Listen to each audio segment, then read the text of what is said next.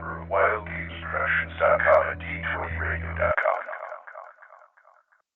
They came from the game table, dice bags in hand. We have one brain that we share between us. To talk about role-playing for all across the land. And you like it. The original, then basic, then one they scoured. Kinda grabs you by the boo-boo, don't it? To bring AD&D to the second power. You want me to put the hammer down?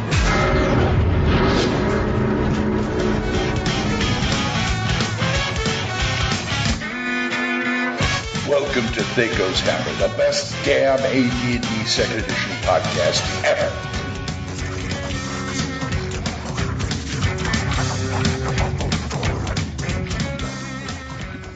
One of my favorite lines. I don't know, what can we call this? A crock. Hi, folks. THACO's Hammer here, and no. Want to try that again? No, I don't think so. Welcome to Face Rips Tight Wedgies. Yes, THACO's Hammer number 83. I'm DM Glen. You know me. And we also got DM Full on Gamer, as you heard. Greetings, Gamer Nation. Hello. And DM Brian. Hey, folks, what's going on? And the show enough guy himself, DM Corey. Orale, hola, peoples. What's going on? Hey. Oh. I'm just having fun here. We're going to talk about Menzaborns and this show. That place the Drow plays. Menzaborns. The Swedish Drow capital.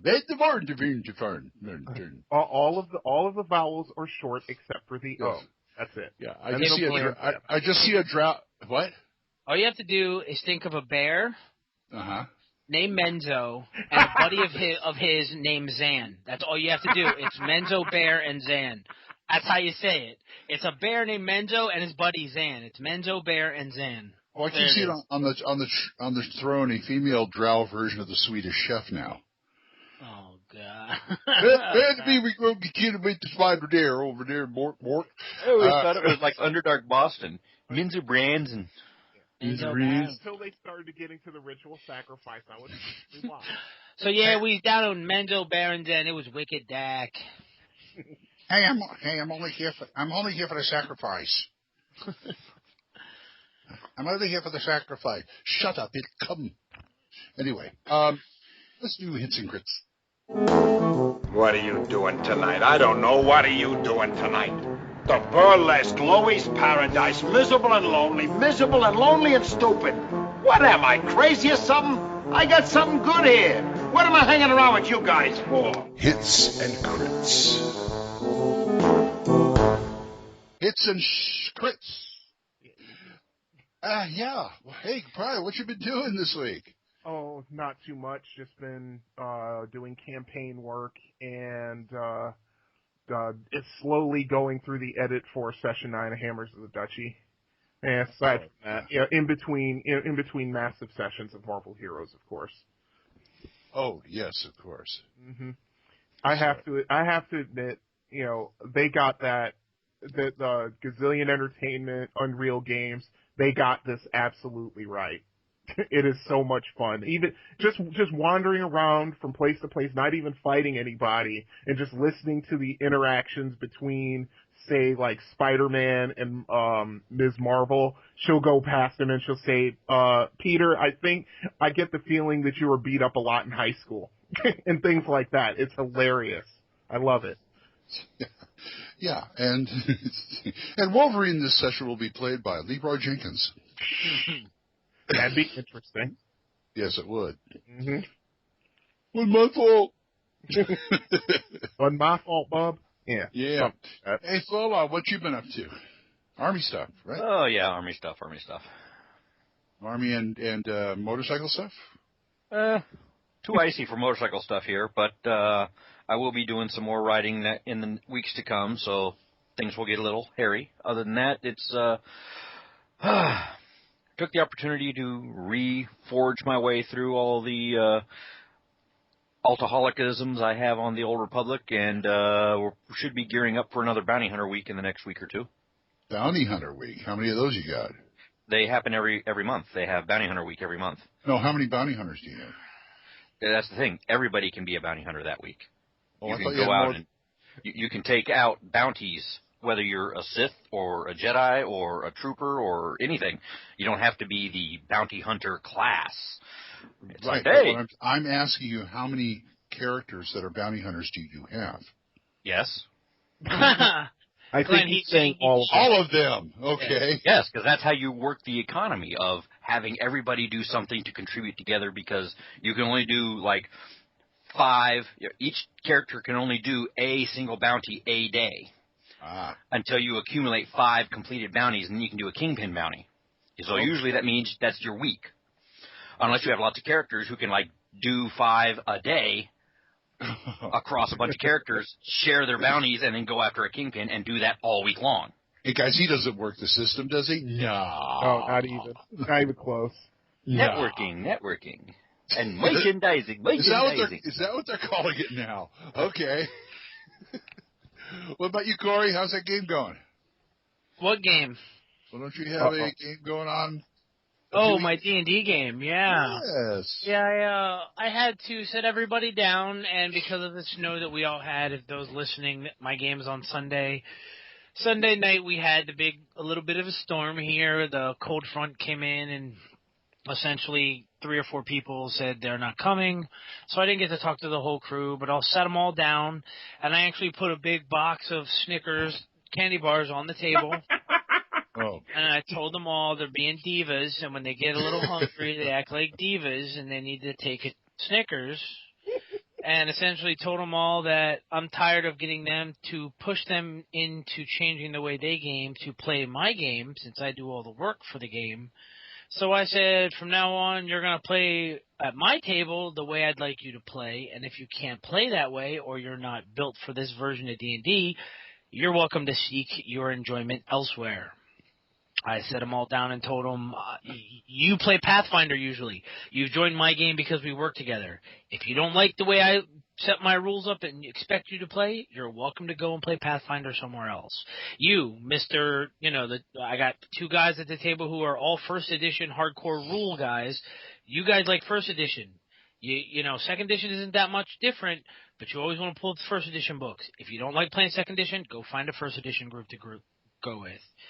I got power gamers and I got loopholers, so yeah, I set them all down and wow. And then that night I had them fight a couple of shadow fiends from the Planescape Monsters Compendium, and then they walked into a dragon's lair, and then I quit it because they're going to need more than 4 of them at the table, or they're going to die. Mm-hmm. Wow, I mean, testify, Corey. Yeah. Testify. Oh man, on Saber Die, I felt bad. Like I ragged a little on Brad last time in our game. I felt bad doing that, but man, oh man, you're the DM. You can do that. So yeah, if I'm going to spend 7 days of my week at work and all my free time making the campaign, you're going to show up and decide you're just going to play how you want to play and not really realize that you're playing D&D, which is a group-based game. You're not playing a solo. You're not Wolverine. You're actually an X-Men. You're part of a group, or you're playing D&D second edition, not Pathfinder. Or this isn't a video game where you look for cheat codes in the rule book. You're playing second edition D&D and you're at my table. I do the effort to make a good campaign. You should take the effort to be a freaking player. So. Yeah, I went off. I totally agree with you.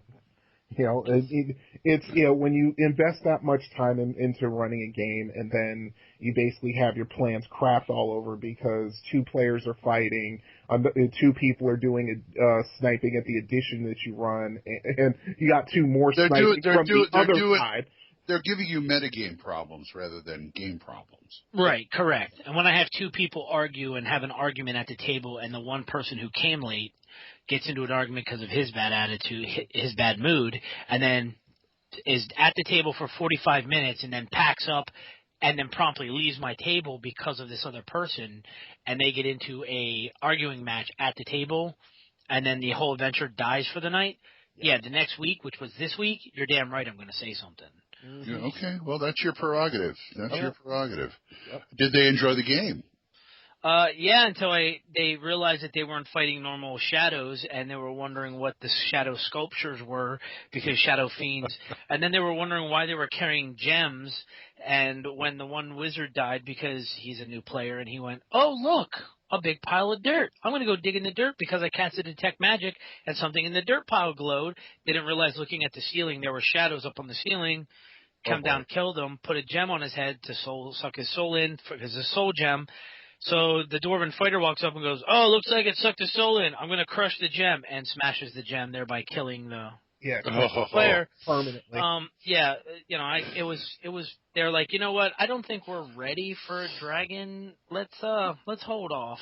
So, yeah, we cut it early. Yeah. In Matt's Labyrinth Lord game, we get Boku, in D&D game, we get Boku warning. If we're, I mean, most of the time, I know what Matt says, you learn to run away, I can throw anything I want at you, and we do die a lot. But if it's like a big thing, like a dragon, like the climax, he will give us, like, okay, next time, you guys better have your stuff together. Yep. That kind of thing. And I appreciate that. I mean, I know he doesn't have to do that, but I do appreciate it. But, it's going to happen with some players sometime. Me, let's see. I told you all this. Yeah, I've been, I told you I got the third rule encyclopedia, blah, blah, blah, blah, blah. And I made the Big Book O Labyrinth Lord. I got a copy of Labyrinth Lord in the Advanced Edition Companion PDF, printed it out on my nice laser printer, binded it. And now I have the Big Book O Labyrinth Lord, which I take to the game. That was fun. And I also found at Half Price Books AEG's Toolbox, which is an excellent supplement, and I'm wondering why I bought it. Because I have Ultimate Toolbox. I think it was the little tiny completist in me who hardly ever raises his head, saying, "You want to buy this? It's $13." Okay. This time. Yeah. I don't like buying stuff I don't think I'm going to use, but other people are going, no, it's kind of different. You can use it with it. I says, okay, it'll be Ultimate Toolbox Light then. Yep. And I also found the Monsters Compendium. Nice. Volume 1, Volume 2, and a third volume. Volume 2, well, I've got all of them. Volume 1 and 2. In the second volume, they put the Forgotten Realms appendix.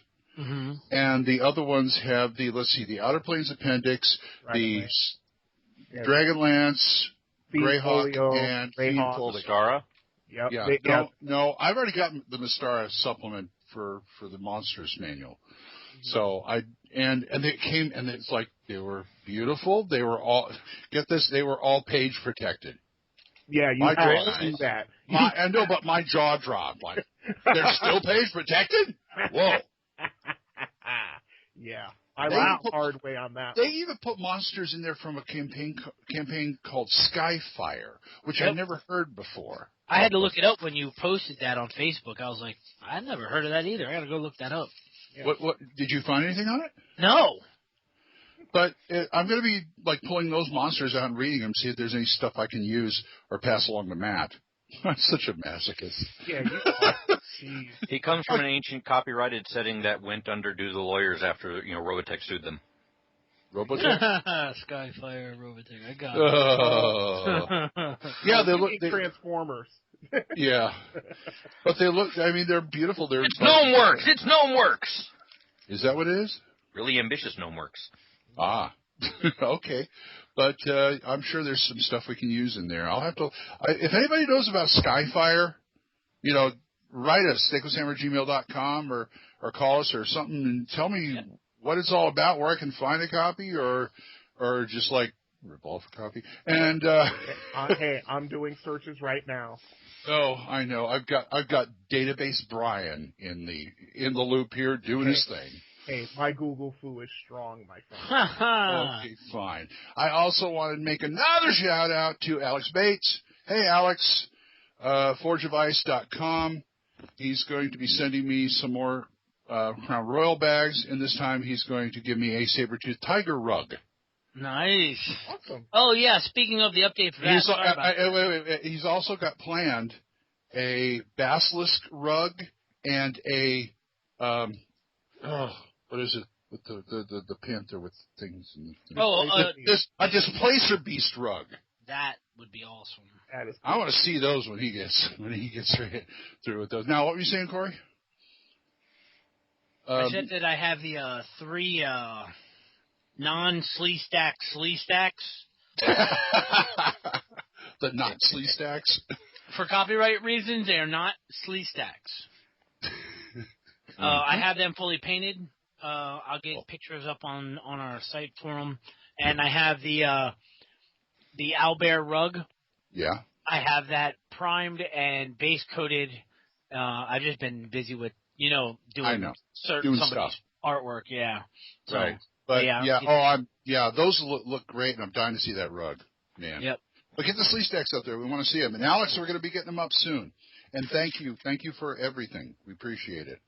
Forge of Vice, people, www.forgeofvice.com. I'm done plugging. Okay. We got any emails?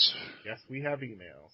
We have emails? Oh, yeah. Yeah, we've got emails. Okay. Tell me we don't have any voicemails, please. No voicemails. We only had one.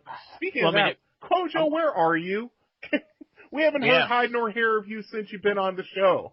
We miss you. We have cookies. Well, to let you all know, he's been very focused on his, is it a master's degree? Yeah, I think he was getting a degree.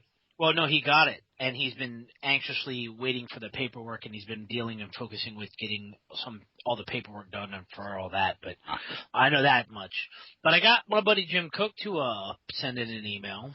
Mm-hmm. I posted up on some of the groups that we're all members of on Facebook about, hey, send us in emails, and we'll read them. So hopefully we'll have some more emails coming in. But do you want me to read the first one here, Brian? Yeah, go for it. All right, this is from James Cook, otherwise known as Jim Cook. Hey, Jim Cook. DM Jim Cook here. You guys know I'm a loyal listener and an avid fan. My question is, are you by the book when it comes to character creation, or are you flexible with the rules when it comes to a really, really good character concept? I'm not talking about a totally system-breaking character here. I just mean those that have a really good concept and the kind of hooks DMs really look for to hang plots from, but maybe don't exactly fit within the rules. What are your ideas? Thank you, Jim. This is the Jim Cook? Yes, it is the Jim Cook. Jim, I hope you're feeling better. I heard you had a couple of stents put in, and, recover soon. Yeah, thoughts of this for sure. Yeah, and I just wanted to say that. Well, I come from, not in my family, but I mean, I've been under DMs where, you get them a really good concept that doesn't break the rules, maybe bend them a little, they'll work with you. I had this, I don't know if this is rule bending, but I was playing wanted to play an elf one time with my friend Mark's D&D game. The Champions guy, he runs D&D too. And I said I wanted to be an elven. I think it was 3rd edition. I wanted to specialize in archery. He bent over backwards giving stuff to me. You know why? That's his hobby. Oh, see? you hit on his passion, so he's like, yeah! So you ended up with you want this kind of compound bow, and I'm going to give you this to help you hit, and you put the sights on, and next thing I know, I'm kitted out. Wow. Now that I think that was kind of a tangent, but no, it's still him working around the rules, Right. Of him giving me stuff instead of making me pay for it. Yes. Well, what about you, Brian? Oh, let's see. I'm going back through.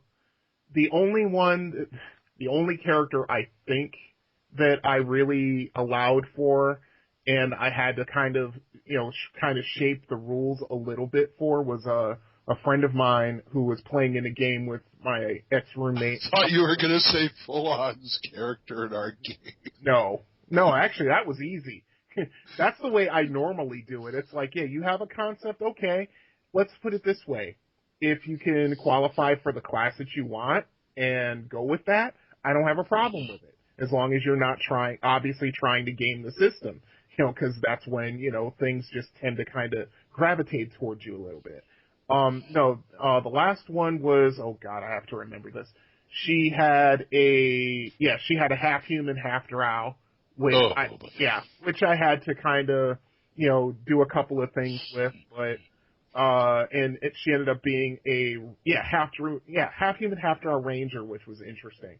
She didn't do the Dritz clone, which was what I thought she was going to do, but I basically went along with that because when anybody plays drow or part drow in my campaigns, I'm like, you realize I don't care if your charisma's 25, you're going to take negatives just because you are a half drow. Now that might not be so bad with humans and maybe some other races, but elves are not going to like you. And other tribes are going to try and kill you. Exactly. Yes. That's exactly what I told them. Full drow will like you for the infiltration purposes. Yes. Mm-hmm. Well, they do. They would make good spies. Yeah, and she said that's okay, and I said all right. So I let her make her half drow, and the funny part was that she was entering into a budding romance with the elven paladin. Oh God! And I'm like, oh, this is going to write itself. Nice. I don't even have to do anything. It's like, oh, let's see. Yeah. But as far as that goes, if a player has a concept that they really want, and I will just be like, well, start rolling dice, and if you qualify for the class that's involved, sure, I'll work with you. But, don't try to think that I'm going to give in to, that you're just doing this to power game, because I'm not going to tolerate it. So, yeah. All right. Mm-hmm. Pull on? Oh, please. I know where I come from this. My mother taught me D&D basic and had me DM her creation of a Dwelf, okay? So. Are you serious? I roll way. I've been house ruling since friggin' pasty dice, okay? Yeah, early 80s. But yeah, I like interesting concepts. I like to afford some things. I'm not going to let people get away with murder unless that's part of the background where you got away with murder. But nice. It happens, or at least accused of murder. There are things that you can, take a little bit of advantage, take a little bit of a disadvantage. Things like that have been in play since forever, long before skills and powers and stuff came out. So, those were a welcome addition for people to say, you're arbitrary about that. Well, here's some numbers. You can go with it that way if you don't like it that way. I do wonderful things with Galactic Underground or the Central Casting books and let those affect the outcome of characters depending on how much background they want to play with.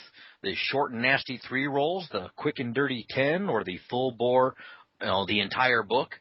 I have many assets at my beck and call to rapidly help someone get a background if they can't come up with something. If you come up to me with a 26-page treatise, however, don't expect to get jack or squat much out of it. Because I've had to deal with those people as well. There is such a thing as too much, and definitely too much expectation. Yep. But I like giving. I like taking. If you let me have a little bit of leeway, I will run with it. That's how I got a half ogre mage. Not ogre mage, but half ogre mage. He's half human. Why not? He's got human, and he has the little quirk of eidetic memory. So boom. Hey, Paula? Yes. You're very, very, very familiar with the Central Casting books.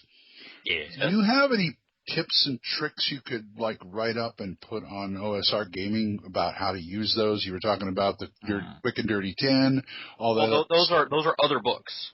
If you want it quick, you use something else. I can go with one roll straight out of the DMG. Here's your background. Boom. Run with it. Or I can go with, hey, we're going to use the Galactic Underground books. Yeah, it's adapted from Battlelords, but who cares? They're pretty awesome. You take 3 rolls, boom, you're done. And then you can go for a more in-depth, you can get away with about 10 on Central Casting if all you do is say the background. And you have to give yourself a direct call to stop and draw the line. Because I've had characters run through 8 pages, double-sided, college-ruled paper and hey, we just came up with this next relative, so we start doing information about the relatives and the cousins and the brothers and the sisters and the mothers and the murderers and here's the person who's hunting you and here's a little bit of his background. And because on occasion you can die during character creation and come back in several ways. Then it starts going towards the Traveler. They do have a short script that you can use for just, hey, first level character, out the door, here's your set, boom, run and roll. Okay, that's about it. It's about 8 to 10 rolls, 10, 15 maybe tops, and you're in the zone and you're done. It's when you have to start dealing with, hey, we're creating a replacement character to come into this campaign, and they're all 15th level, so you're coming in at 12th or 10th or something like that, or 6th, and then you have to deal with what happened to you for those other levels. Well, I've got some shortcuts you can use to just nip that in the bud and just get some quick info right off the bat, and then just run with it. I was a very big fan of things like the interlock system from Cyberpunk, and you can adapt an approach like that to backgrounding for D&D characters and get some pretty interesting things out the gate. Okay, and then I've also had, on the other side of the coin, I've also had experience where the DMs go, okay, you want a background, in first edition, there's a secondary occupation table, roll on that, boom, there's your background. Yeah, that's the DMG one roll table. Boom, there you go. Yeah. You were a sailor. Yeah, as for me, I do it. I'll allow somebody, if they got a badass idea for a character, or they come up with something that's so off the wall that I'm like, if you can pull that off as a role play, that would be a fantastic addition to the table. I'll fudge things. Yeah. You know what? You want to make a dwarven mage? Let's do it. Tell me why. Go ahead. No. I was just saying that I've had people come up to me. I got a cool idea for a character. I saw this picture. Here's the picture. I'm thinking that idea would be great for a character. Here's my background. Blah blah blah. That blah blah blah shines on me. That I'm like, yeah, let's do it. Or I'm like, no, that's pretty stupid. I'm not letting that at my table. I've had then there's people who come up with a kit and say, I've got an idea and a kit. Mm-hmm. And this is the kit I want to use, and this is the idea I had for it. And once again, I would let that fly. We would sit down and work it out, basically. Yeah. But if he wants to use the kit to get to his concept, that's fine. Of course, there's a downside of that. When I was playing 3rd edition in the campaign, they had the Drunken Master, I believe. Whatever the hell they call the kids. He regretted me doing it because I was I was playing Kid Shalene from Cat Ballou as a martial artist. And he got really annoyed because it's like, okay, what do you do this round? I drink. Okay, next round, what do you do? The big bad's attacking. What do you do? I drink. After about 3 rounds, okay, now I fight. Yeah, that's exactly how you're supposed to run that kit. You are constantly drinking, and the more you drink, the better you fight. Right, but it just got like half the battle I wasn't in the battle, and it really annoyed him. But it was a good concept. Right. I mean, it was a decent kit, and it was a good concept. It just didn't fit with that kind of game, I guess. The trick that probably could have fixed that was if you had said, I drink and move here, I drink and move here. Just interrupt the fight so that you draw fire while you're drinking. And, of course, when someone spills your drink, you crush them. That's the idea. Yep. Okay. But, yeah, I mean, it's just one of those things where if someone has a really cool concept and they can make it work within the spec of the rules, I have no problem with it whatsoever.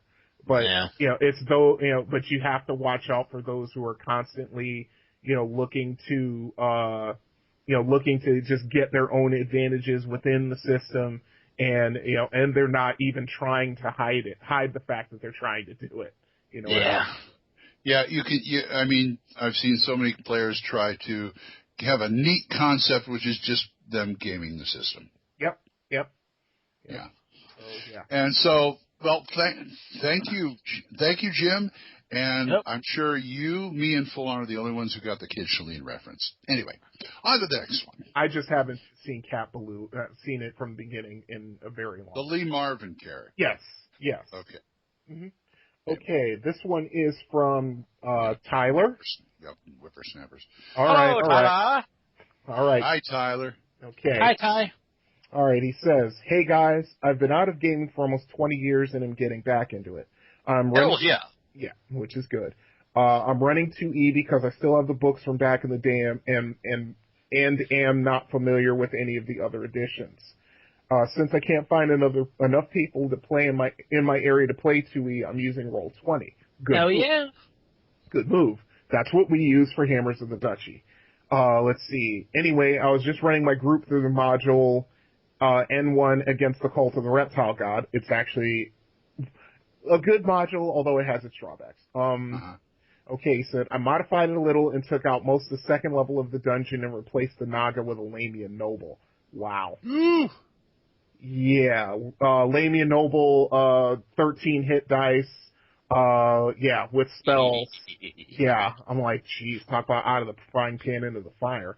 Let's see, when the battle went down, the ranger in the group was blinded and the Lamia used her mirror image spell.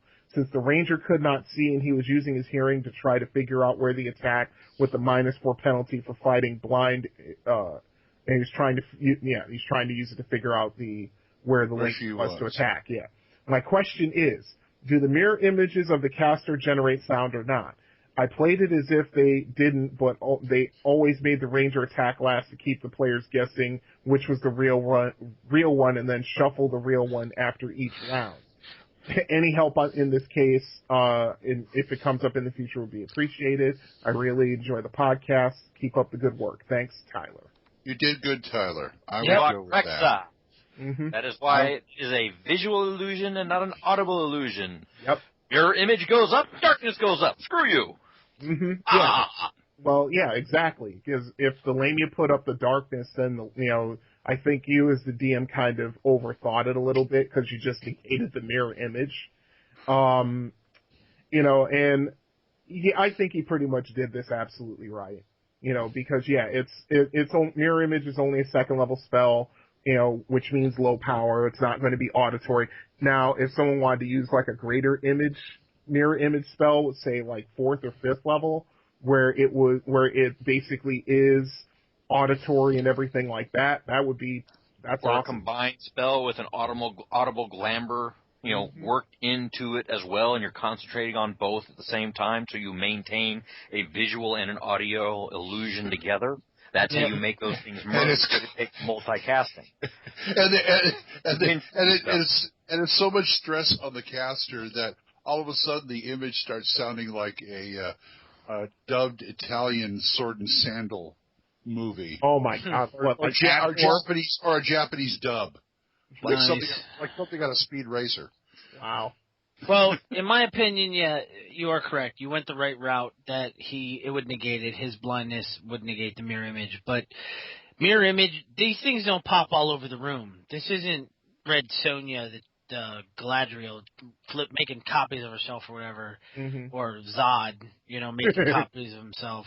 But or that was Superman actually. Yeah, my bad. Essentially, if they're all in the line, because they're all shoulder to shoulder when they do the mirror image, and they're all within a foot or 2 foot of each other, if the Lamia in the middle scratches her claw and hisses, it's going to come from that direction. Yeah. So unless they're standing right next to the Lamia, which if you're doing that at a 12 hit dice Lamia, you're stupid anyway. But if they're across the room and they're looking across a room and they see 5 Lamias, and from that direction a hiss comes, they're not going to know. Oh, it's the middle one that hissed. All 5 mouths are going to open. All 5 mouths are going to make the same motion as if it hissed. The hiss is going to come from that direction. Yeah, it's going to be easier for the blind guy, who has blind weapon fighting to find it, but everybody else it's going to work for them, but not the ranger. Right. So and like I said, and that's probably the easiest way to basically negate a mirror image spell is to close your eyes. But but most players don't think. 90% of players don't think of that. And I'm using the what I remember out of Icewind Dale or Baldur's Gate or any of that Infinity Engine games. Mirror images is basically all the images surrounding the caster or in line with the caster. And you end up with a random chance that as long as you're looking at the mirror image group, whatever attack you deliver will randomly hit an image which may or may not be the real person. Yep. If you negate the illusion by closing your eyes or successfully saving, then essentially where the person is, and you just choose to accept. I want to choose to accept the blind fighting penalty over the actual hit chance with a percentage to randomly fluff my roll, even though that is still useful and gets rid of images, because you hit an image, it goes pop. Yep. And see, that's the thing, because closing your if you have blind fighting, that drops it from a -4 to a -2, which is pretty significant. So yeah, you're basically relying on your other senses rather than just your vision. So yeah. Excuse me, Corey. It's down the hall. It's down the hall to the left. Oh, I'm sorry. What am I doing? Well, I'm sitting there talking. I'm hearing you go. Oh, like sorry. Like you're no, taking a leak or something. No, I have a rather heavy, and I mean rather heavy, Alienware laptop. It's about 8.5 pounds. It's ridiculous. Okay. And I'm trying to lift it and move it while still keeping the power plug in while trying to be quiet. So sorry. Okay, you almost did it. Yeah, I'm not looking at drow porn. I'm trying to move a laptop. Sure, you're not. I was waiting for that mail. Oh no! The other thing I was trying to do was reach the bottle of tequila. I couldn't reach it from where I was sitting, so I had to lean. Don't use that stuff to kill you. Well, I had to wash my Taco Bell down with something. Gasoline. Anyway, okay. Well, thanks for the letter, Tyler. Tyler. We hope that helped. Hit us with another one, Brian. All right. This one's from Ducks. Oh, you want to do Ducks? You go right ahead. Is it oh my God, it's long. Yeah, it is fairly long. I was going to do the one from Joe. All right, go do Joe. All right. We'll get to you, Doc, next time. Yeah. Okay, this from DM Joe. He says, "Hey guys, thanks for answering my question in Splatbook 80 on rules interpretations. The answer led to another question for me. You began to talk about house rules. To be honest, while my gaming group still technically plays in 2nd edition, I'd call what we play version 2.99999. We've adopted a lot of material out of the infamous players and DMs options, as well as house rules, various other things. We really enjoy what we have, but I'm always on the lookout for new rules or ideas. So I was wondering, what are some of your favorite house rules? And oh man, this sentence is not constructed. So I was wondering, what are some of your favorite house rules, and what have they been, and which improved your games the most in your minds? Thank you. Thank you. No problem. Okay, yeah, that was from DM Joe. Guys? All I can think of is the use psionics. You find a rust monster in your pants. Oh, gee, yeah, we know, Glenn. We know you love psionics. That's the only one I can think of. Let's see. You don't like psionics? Oh, here we go again. You forgot when we did the complete psionics handbook. Glenn was gnashing his teeth through most of it. Oh, I don't remember that. That was Look, I'm a fair guy. Mm-hmm. I'm a fair guy. Yeah. When you're sleeping. When it's sleeping. Anyway. Too much information. Let's see. Screw you. Yeah. No, actually don't. No. Yeah. Class and level limits are for the weak. That's where I go. That's the first house rule I usually try to slide in there. That's perfectly all right with me. Well, I just think that when they redid the level limits for 2nd edition, it was perfectly fine. Because, yeah, although I could probably, if I really wanted to, I could work in a little unearthed arcana in there, but not much.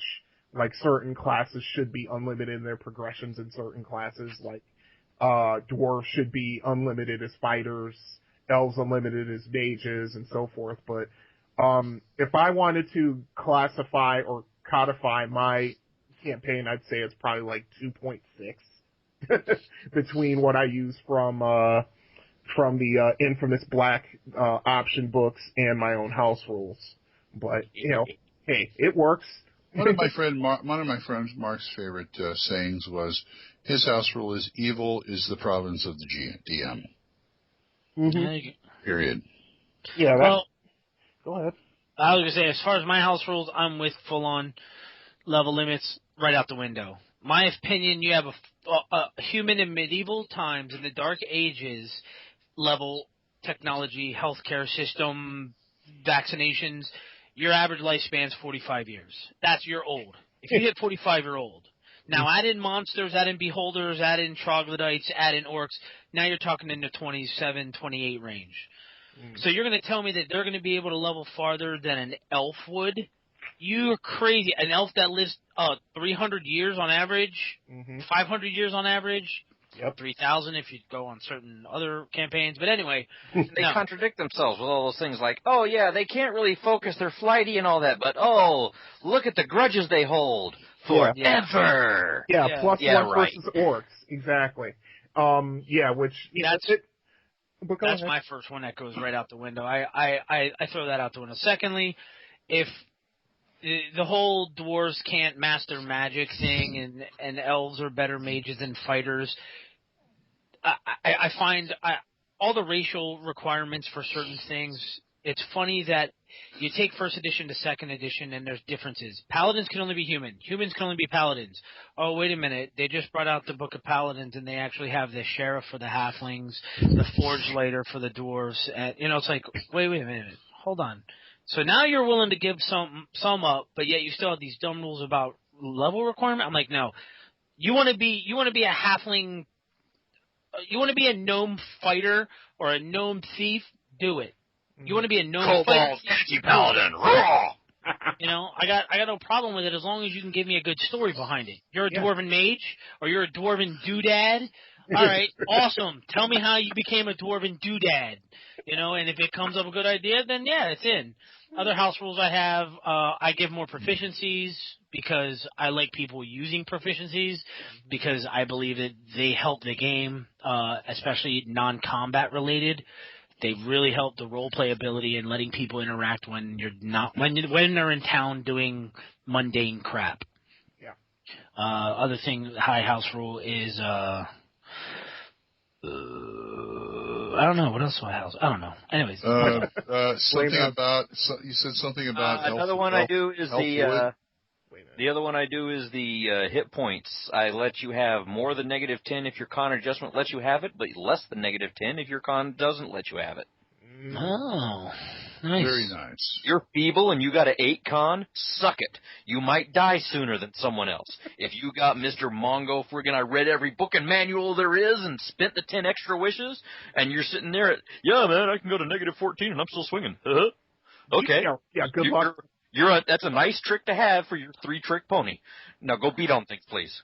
Yeah, because that's your job.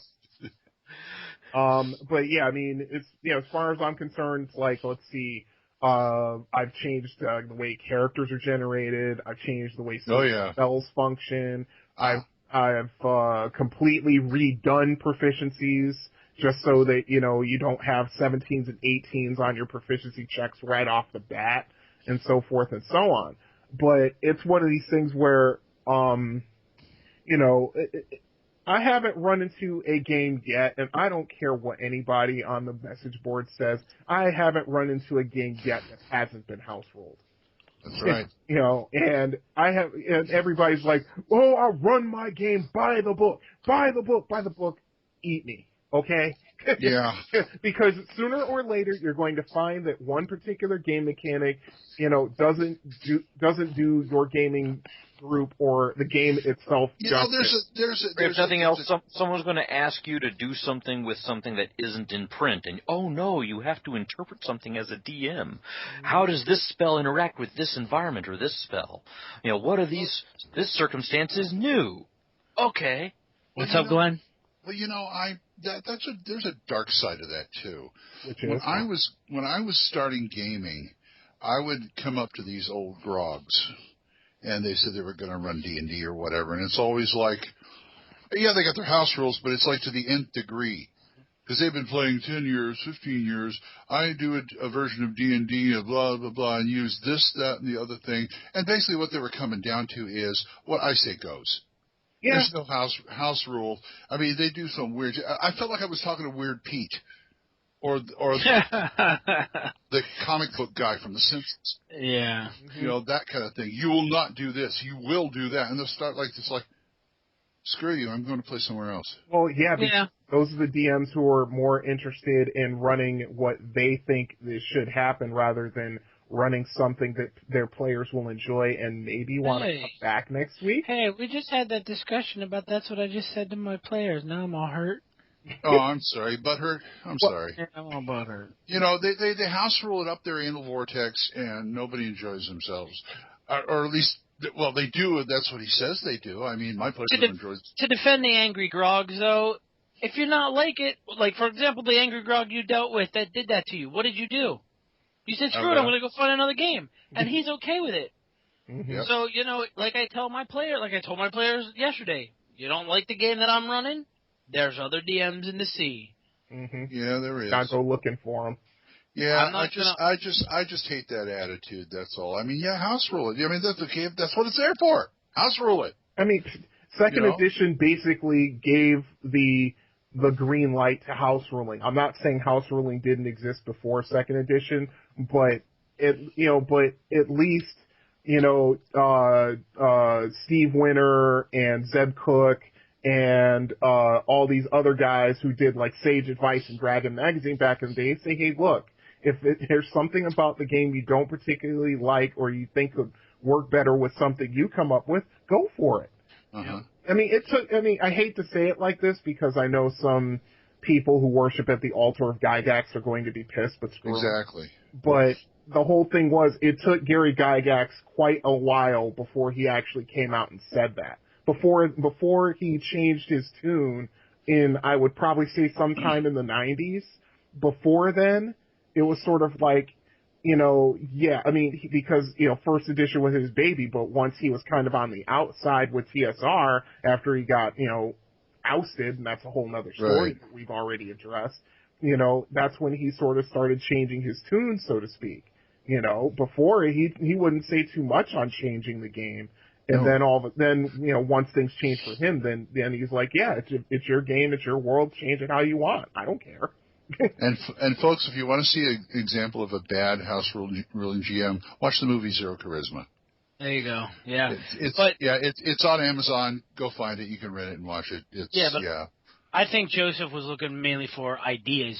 I see what you were saying in your email, Joseph. You were looking to find out what we do to see if you could incorporate our ideas. Maybe you might want to go on OSR Gaming or any of the other forums that we're on. Also set up a forum list and ask the question too. You might get some better from some of the other DMs out there because, I mean, don't get me wrong. Any of the other DMs listening, feel free to email us and we'll post we'll read your reply in an email to Joseph. To let him know what you do for house rules because I'm sure as soon as I'm done talking, Glenn's going to say, "Tell us what you think." Or something like that. Hey, Dungeon Master's Guide, page 9, paragraph the 3rd. The DM's active hand extends even to the rules. Many decisions about your campaign may be made by only one person, you. Tailor your campaign to fit your own style and the style of your players. Yep. That's the only rule you really need. Yep. Going to 3. All the others help. 5 is right out. I think we found Corey's place in this group. Which was that? He's the Lancer. He's the guy who's like, we get too off and start, climbing up our own. He'll go, I think he meant, and then I've seen him do this like on 3 emails. It's great. He goes right back to get to the heart of what the guy wanted to know and dragging us back with him, which is what a Lancer does, sort of. So that's a good thing. Okay. Okay, sure. If it's a good thing. Okay. Well, I think it's a good thing. Anyway. Okay. Well, that's it. Shall they tell us what they think? Okay. Send us your emails at thacoshammer@gmail.com, or we have a number, too, if you want to talk to us. 405-806-0555. That's 405-806-0555. Get yours now. And there's lots of room since someone's not calling anymore. Yeah, Kojo. Oh, wow. Kojo's turning into the butt boy. Wait, didn't we have somebody else who was runner-up for Kojo's position? Maybe he got a little... the one who's listened to all of our podcasts twice. Yeah, he hasn't contacted us lately either. Yeah. What's going on, guys? I'm going to go on OSR Gaming. He'll have a signature there to say DM Kojo, butt boy for THACO's Hammer now. Well, Yeah. we need our mascots. Mm-hmm. If you say so. And I think we should get into the meat of the program. Let's go to 99% perspiration. Why don't we just get some carnations and a beer stein and just put them right up here? Geez, Tolkien couldn't follow this plot. If somebody doesn't share your opinion. 99% perspiration.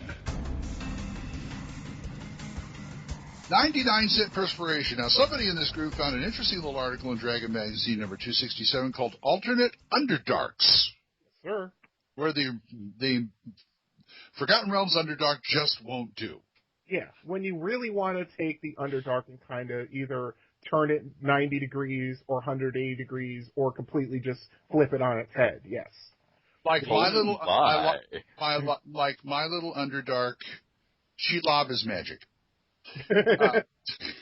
Wow. Yeah, this is it even says in the splash page for the article, it says, "Take nothing for granted. Alternative Underdarks" by James Wyatt. James Wyatt, good job. Mm-hmm. Dragon Magazine 267, yes. That was January 2000. Wow. Yeah, this was right at the end of second edition.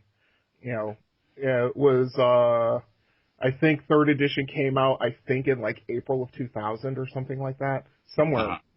But yeah, this is when... The books were released to us at Gen Con August 2000. Really? Yes. Oh, so it must have been delayed because they were talking... Because I was looking in this Dragon magazine and they were doing a countdown to third edition. Oh, that's right, once every month, not once every week. Never mind. Carry on, because that would put it right at July, August of 2000, yes. Oops. By the way, I'm looking through this. Whatever happened to Travis Hammervale, the Player of the Month? Just wondering. Anyway, you know what? He's on the boards, I think. Believe it or not, yeah, I think he's on Dragon's Foot. I think he is. We should get him to write in.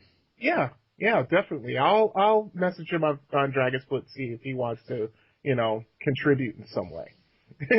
Because yes, that's right. Yeah, Lance Hauermail. Yeah, he was Gamer of the Month in January of 2000. That's right. How about that? Anyway, okay, getting to this. He basically says that, the origins of the Underdark are almost as old as the AD&D game itself, referencing the D series of modules back in 1978. Then he references the Dungeoneer Survival Guide, which will easily kill characters if they're not careful. Then he references Night Below and all the normal Underdark references to that point. And then he's like, the Underdark has several identifying characteristics. Air-filled passages with underground rivers, lakes, and seas. The tunnels represent natural caverns that exist on the earth, and things like that. And of course, all the races: Drow, Durgar, Myconids, Mind Flayers, Cloakers, Darrow, all the normal ones. And then he's like, you know what? If you take any one of these characteristics of the Underdark and do a little tweak, it becomes almost completely different. And then he goes on to talk about like a Durgar Empire, where instead of the Drow kind of more or less ruling the Underdark, the Durgar actually do. And then he goes on to describe how and then it's an Underdork. An Underdwarf? Never mind. Let's see. And from then he actually gives a little adventure plot track, which is actually pretty cool. Because of course the PCs start above ground, and then, they hear rumors of raiders coming out of an underground dwarven city, but as it turns out, it's not from a city, it's actually from a Durgar empire, and things like that. And it's actually pretty cool. Another idea he came up with was the Bastion for Good, because the common trope for the Underdark is that it's more or less where a lot of evil creatures exist, with the goodly underlying creatures being at a overwhelming minority. Like the Smurf Nevlin and the Darrow. Smurf Nevlin. I said Smurf, not Boom! Yeah, exactly. Here comes Sheila. But anyway, and he said instead of it being most of the goodly races being on the surface and a lot of evil races being underneath, turn that on its head. Make it the Underdark being one of the last bastions of good in the world, and the surface is just, the surface is the place where a lot of... Called that one. Yes, you did, like 3 episodes ago. Yes, you did. Yep. And it gives out an adventure track for that, which is actually pretty interesting. And then he goes on to suggest an aquatic Underdark. Believe that. Now, of course, the PCs are going to need to have some sort of mechanism for breathing water, but the damp dark. Yeah, exactly. There's always a bigger fish. in the aquatic Underdark, there always is. And That's going right. back to Corey's little campaign of several months ago, one of the suggestions is that there are problems in the sewers. Yeah. This is true. Everything you throw away, we find. Everything that showers down is ours. Watch some Futurama. You know what happens down there. Oh my God! I don't. Yeah, you find purple-haired Cyclops women. Yeah, exactly. Yeah, and he goes on to describe how an aquatic Underdark would be. Of course, you'd have to change some of the monsters around, but yeah. Then he decides to just go completely out into left field, and he suggests like an alien adventure track, which is importing horror and madness and fear checks from Ravenloft in order to keep the setting. Ugh. Yeah, in order to make the setting even more scary than it is. Let's see. You can get that by running the cave. You can get that by running, any number of things down there. You can throw in the chuds. You can throw in anything Lovecraftian. You dig deep enough, they found things they weren't supposed to find. Hey, it's the Balrog again. Yep, absolutely.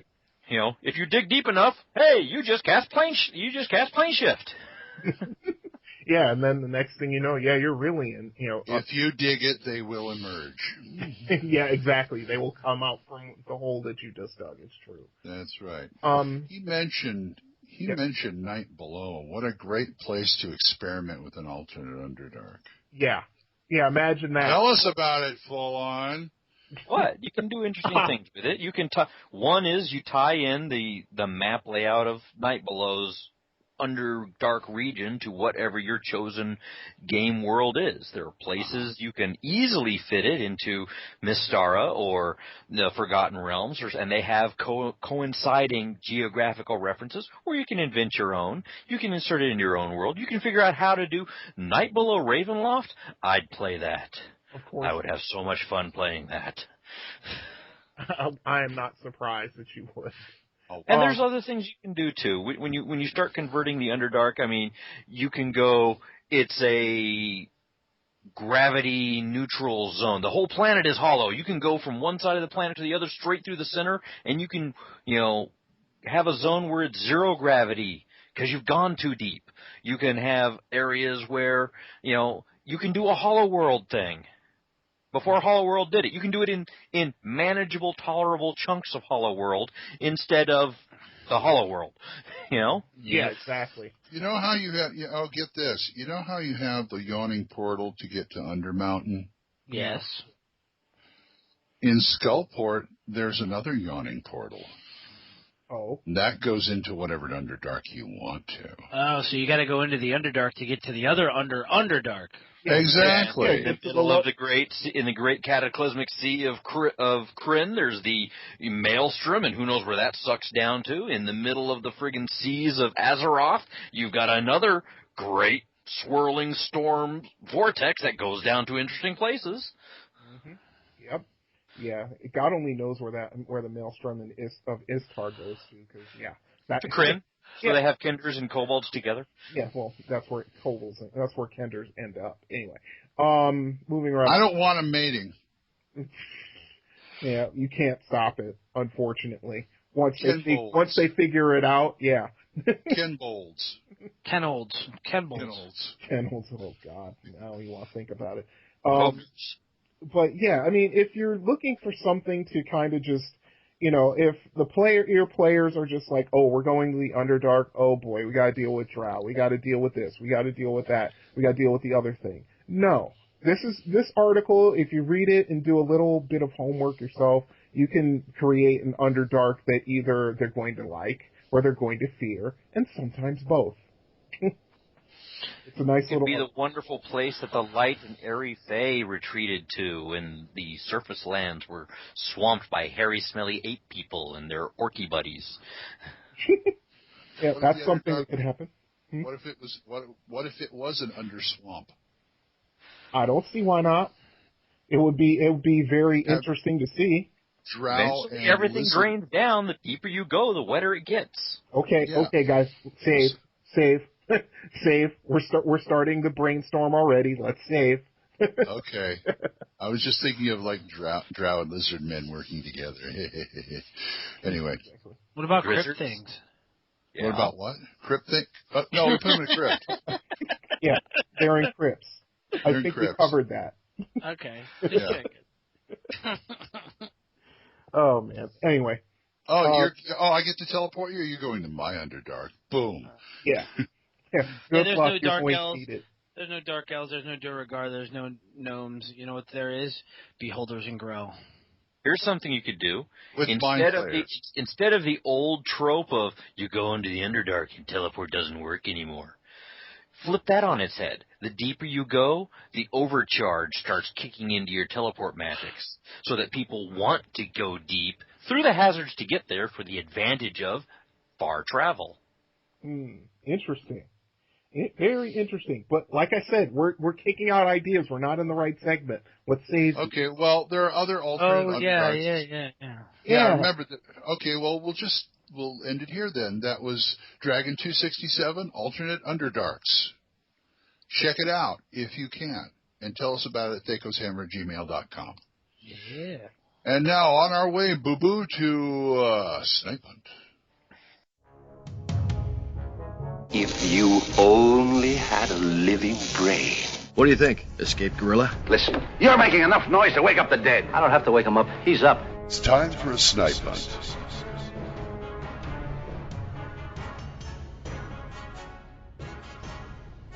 Snipe Hunt. Boo-boo, where the hell did I get that? I have no idea. We're going to talk about the Drider. The poor Drider. Your mother's a Drider. The poor Drider don't even get a write-up. It's under Elf Drow on the Monstrous Manual, page 112, 113. Mm-hmm. Yeah, they should have given them I think I remember seeing a separate write-up for them. There is one in the Forgotten Realms Monstrous Compendium. They have a sheet for Drider, but they don't have one for basic default D&D. Oh, but so like in the appendix for the Forgotten Realms appendix, you find it? I think so, yeah. Oh, okay. So I was right. Anyway, Driders, the centaurs of the Drow world. Yep. You might say. They are poor damned creatures. Mm-hmm. Oh, let's go hug them. They're so damned. No, you don't want to do that. They'll just try to kill you outright. You're right. Yeah. I mean, now the official game description of Driders, I mean, not the physical ones, but how they come to be. They're created by the Drow's Dark Goddess. When a dark elf of above average ability reaches 6th level, the goddess may put him or her through a special test, and if they fail, they become Driders. Now, see, they've got 4 pages of this in the Drow of the Underdark accessory. Mm-hmm. Now, see, all about them. Right, and you see, with me, I would take that and turn that kind of on its head and make it sort of a something that is given to certain chosen of the other Drow deities. I could see Loth turning them into life-hating Driders, because they fail her. But I could see like Veyron taking like a male of ability who has been fulfilling the tenets of Veyron and saying, "Okay, you have been doing very well for me. You are a good tool against Loth for me. I'm going to do this to you." And give him more ability. Yeah. Getting back to the game description. Imagine The Rock as the Scorpion King, only it's a Spider King. Oh, you mean The Rock would be a twin Cali, a man scorpion. But yeah, but he was saying take that concept for those who don't know what a Drider is and put Spider on it. Okay, you got some stats. You got some stats on this thing? Oh yeah. Yeah, we all have stats. Just real. Even I have stats, but yes. Yes, even I have stats. Yes. And I at night I hear Becky go, "Ooh, your stats." No, anyway, do not. You lie like a cheap rug, sir. Anyway, I got 52 who you call it cheap? I got stats. I got 52 hit dice. Just ask my girlfriend. Yeah, we know how big your chromatic orbs are too. So. Oh, they're brass. Anyway. +5 to dexterity. Got the shirt. Nice. Oh. Okay. Stats, Strider, go. Stats, Strider. Let's see. Armor class 3. 6+6 hit dice. 1 attack, which is kind of interesting. It's either 1 to 4, which is a bite. No. Oh yeah, that's right. What? They age you too? No. Oh my God. Oh. They either, they'll most of the time they'll use weapons, although they can bite for 1 to 4 points of damage. And if you're bitten, you have to save versus poison at a -2 or be paralyzed 1 to 2 turns. Long enough for them to wrap you up and drag you off. Mm-hmm. Yep. Do elves get any of a pass on this? Wait, No. No, it's only ghoul paralysis. Yep. Remember that. Okay. Yeah, it's only that. They also get, they're able to cast, all the spells. Yeah. What? What? They can cast anything that they could in their lifetime if they were a cleric or a mage. Yep. Yeah, they retain any and all clerical, magical, or clerical skills that they had before transformation. Mm-hmm. Yeah, the majority of them were priests of 6th to 7th level, or drives were mages of 6th, 7th, or 8th level, which of course means they can cast all kinds of interesting little spells. Which is really weird because it's funny that they can retain any of their things, but they don't level up anymore in that chosen class. So it's funny that it's like when a dark elf reaches above average abilities, reaches 6th level, yet how is he an 8th level mage? Yeah, well, maybe the test didn't come around. Maybe. Well, you're dealing with god magic, so they give you the Benny, they take some things away. You still fight as a 7-hit die creature, but you get to cast at the 8th level caster ability. But does that mean you only cast a 7-die fireball instead of an 8-die fireball? Maybe. But at least you can cast. I just figured, he got something in the mail, like jury duty. Like, oh man, I gotta take my test coming up soon. Oh no. There's nothing necessarily that says this has to be a bad thing for the drows of your world setting. It could be the special promotion that everybody wants. Which is what I was getting at, yes. Which means that you could also have them continue. The only way to be a drow who gets to level up is to become a drider. All the nobles of your drow society could be driders in your alternate world. That would be very Drider, BOGO, 2 fireballs, BOGO, for free. Yeah. I'd like to see someone cast a really nasty elven god curse on a surface elf and driderize them with like a wolf spider, a nice albino white wolf spider moon elf or something. Oh jeez. That would freak people out. Yeah, it would freak a lot of people out. That would make it an instant outcast, if not target for being marked for death. I think I had my shirt spiderized once, driderized once. No, that's Martinized. Sorry. Yeah, that's what it is. Driders have a 15% magic resistance, and cheaters. Yeah, hey, I've had plenty of run-ins with these things in the gold box games. when you're trying to cast a fireball to keep as many of them from casting spells as possible, and one makes its magic resistance, and then you've got to deal with fireballs. Yeah, plenty of fun, lots of fun. But yeah, these things are 6 + 6 hit dice. Yes, they are. Yeah. THACO at 13. These are some pretty high level, well, I'd say mid-range meat and potato kind of monsters. And they're organized into bands. Yes. Yep. Somebody gets to be the drummer, somebody gets to be the roadie. Yeah, and usually they're accompanied by their own 2d6 huge spider roadies. So yeah, I mean, so if you run into a band of Driders, you better have the fighting ability and the magic to deal with them, because more often than not, because they hate all life after their quote unquote failure, and they're outcast from Drow society because of it. Going now, back. I would like to take that from. I'd like to take last week's Ghost and combine it with the Driders, so we have Ghost Driders in this. Oh God. Okay, Johnny Blaze. Flaming skull-headed elf Driders. Oh God. Yeah. What about Driders? What about Driders with like belt or boots of levitation or rings of flight, and you can have Driders of the Storm. Yeah, Driders on the Storm. I was waiting for that. I'm going to be quiet now while you all get your puns on. Fine. Drider Drow monk who was of the I can at will go into the earth plane. He's going to be low Drider. Oh. Well, if you really want to go crazy, you could always have a paladin Drider and call him Night Drider. So there. Oh, there. Nice done. I win. A band of 8 little red eyes that blink in sequence. Yes. Exactly. Go down to that dungeon. I don't think so, Dave.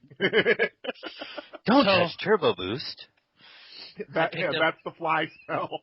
I picked up an octagonal crossbow that fires 8 shots. I got it from the underground. What is it? It's a Dread Rider repeating crossbow. You put your eye out with that.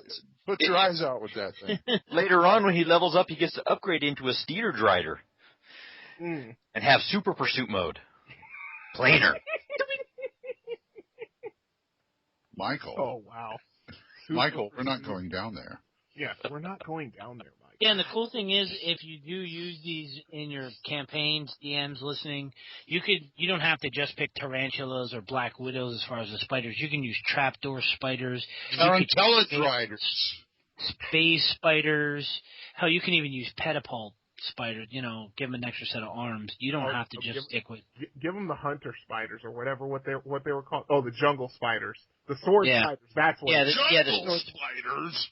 Yeah, sword spiders. Flying spiders, flying Driders. Yeah, you will see such things because they have magic. Yes. Yeah. Go ahead. I was going to say you could mix the spiders together and actually make trapdoor, planar, or phase spiders. So when one of the Driders leaps out and grabs a hold of a victim and pulls him into the trapdoor, he then phases into another hole somewhere else. So after the players fight open the doorway to get in, it's empty. Yep. Wow. And that's how he stores his food. Well, that just means that their trap doors are rips in space-time continuum. As they pop out and snag you, they just pull you straight into the other plane. Oh, you can do that too, yeah. What? We don't do half measures here. Absolutely not. Apparently not. Yeah, but Driders usually as far as use goes, I've used them quite a few times because they're a wonderful utility monster. If they're running up against Drow or very high level mages. So you got regular Driders, you got trapdoor Driders, and you've got like tarantella Driders, and you got Shelob Driders, and how'd that Neogi get in here? And they actually upgrade a couple of bits about their discussion and their capabilities, because if you get the rest of the information about the Drow, not just the Monsters Compendium or Monsters Manual entry, you can find out that, they've got that 50% chance during their transformation that the Drider can now spin webs 10 times per day. You can also talk about how that they go into details about, they're still drow, so they get to do that 2-weapon style fighting, so that 1 attack around can be 2 attacks around if they want to. Yeah, if you want to tweak it and really make them a Barney badass that PCs are like, oh no, not those guys again. Yeah, why not? Or you got real tiny ones made out of fairies that give people, they swarm people. You know, the itsy bitsy driders. Oh God. They like wandering around. Yeah. Yes. No, but I'd use those like those little fleeting imp things from the second Hellboy movie. Oh God, yeah, there's the ones that. yeah, that's a good idea. Yeah, but could you imagine using these things with Ettercaps riding them? What? And there's one little thing that they don't tell you in the Monster Compendium that they do tell you in the Drow of the Underdark, and that's that Drider who likes to have their feasts of blood. Mm-hmm. Well, when they're feasting on blood, they have to, or they're going to get hit point. They lose hit points if they can't feast on blood once every 4 days, and they can restore that at 1d6 points per hit die or level of the meal that they eat. Right. So they're like living vampires, just about. And if you make vampiric drow, that's just icing on the cake. Vampiric driders, yeah. Why not? Zombie driders. Yeah.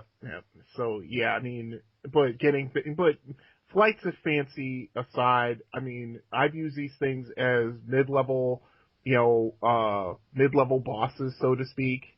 You know, where this is what you fight before you go after the big bad and whatnot. Or if What's the intelligence on these critters? High. It goes from a range from 14 to 20. Here's what happens during their transformation. Driders lose 8 points from their former charisma to a minimum of 1, but gain +2 strength to a maximum of 18. All other ability scores remain unchanged. So, Drider, super genius.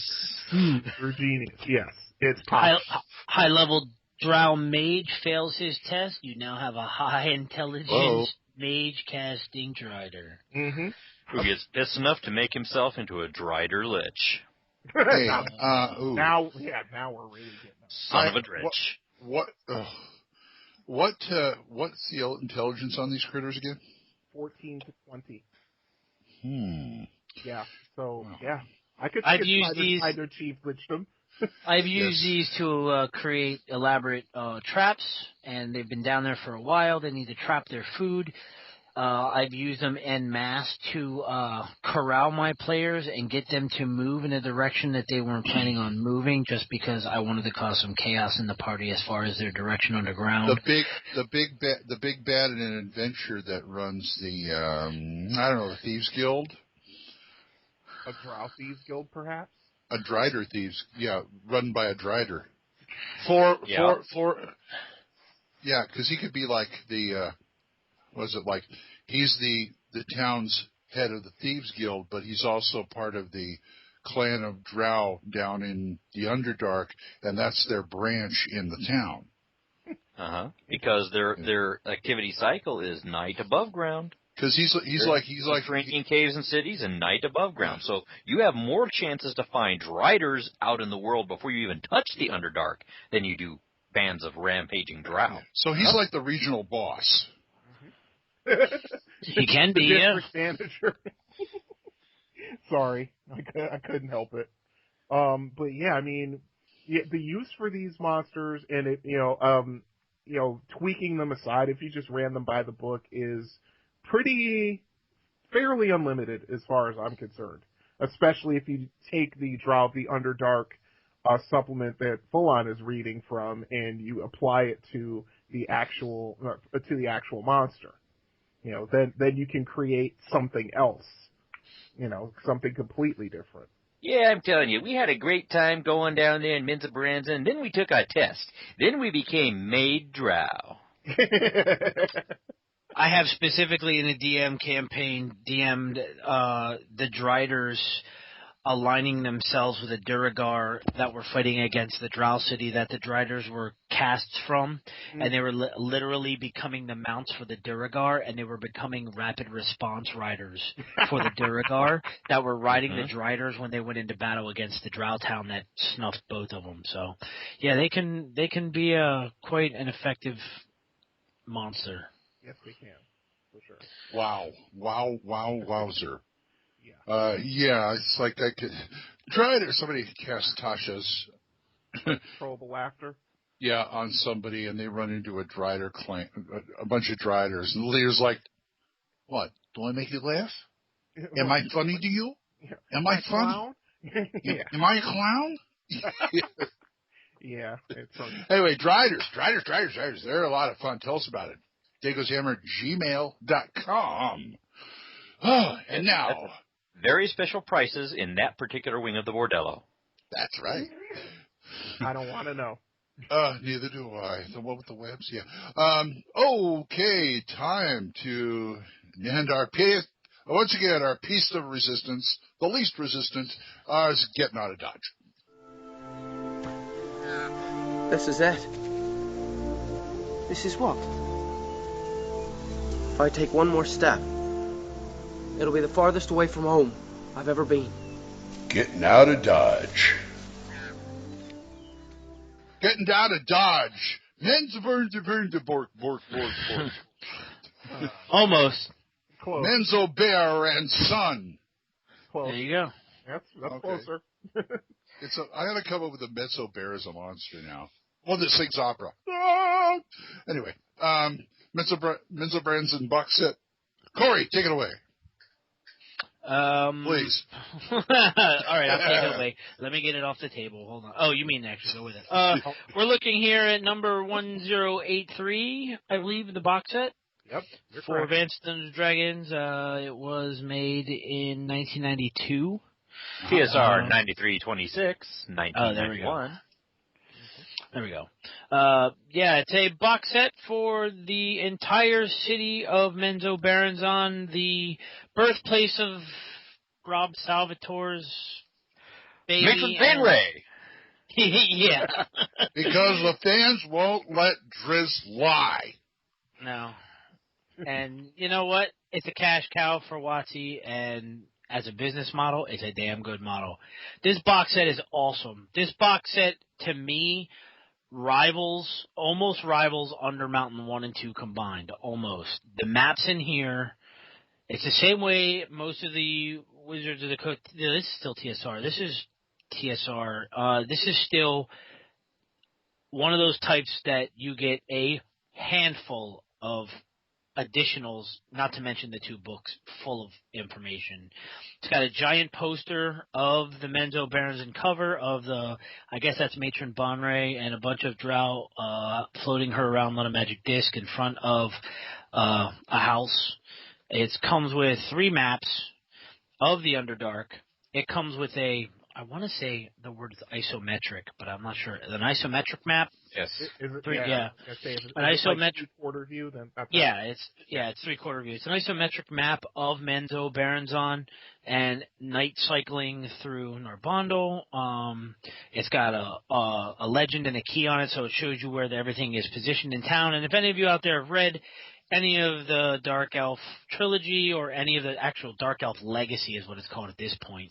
The Dark Elf Legacy books, you know all of the things like Narbondal, Arachnith, and you know, House Bonneray and House Jordan. Mealy Magthray. Yeah, Mealy Magthray. But one of my favorite things is there's a map, and it's blue and purple, and it's literally designed like a spider web, and it's all of the houses that are in the center ring, in the High Council, and in the outer ring, and all the houses of importance in Menzo Berenzon.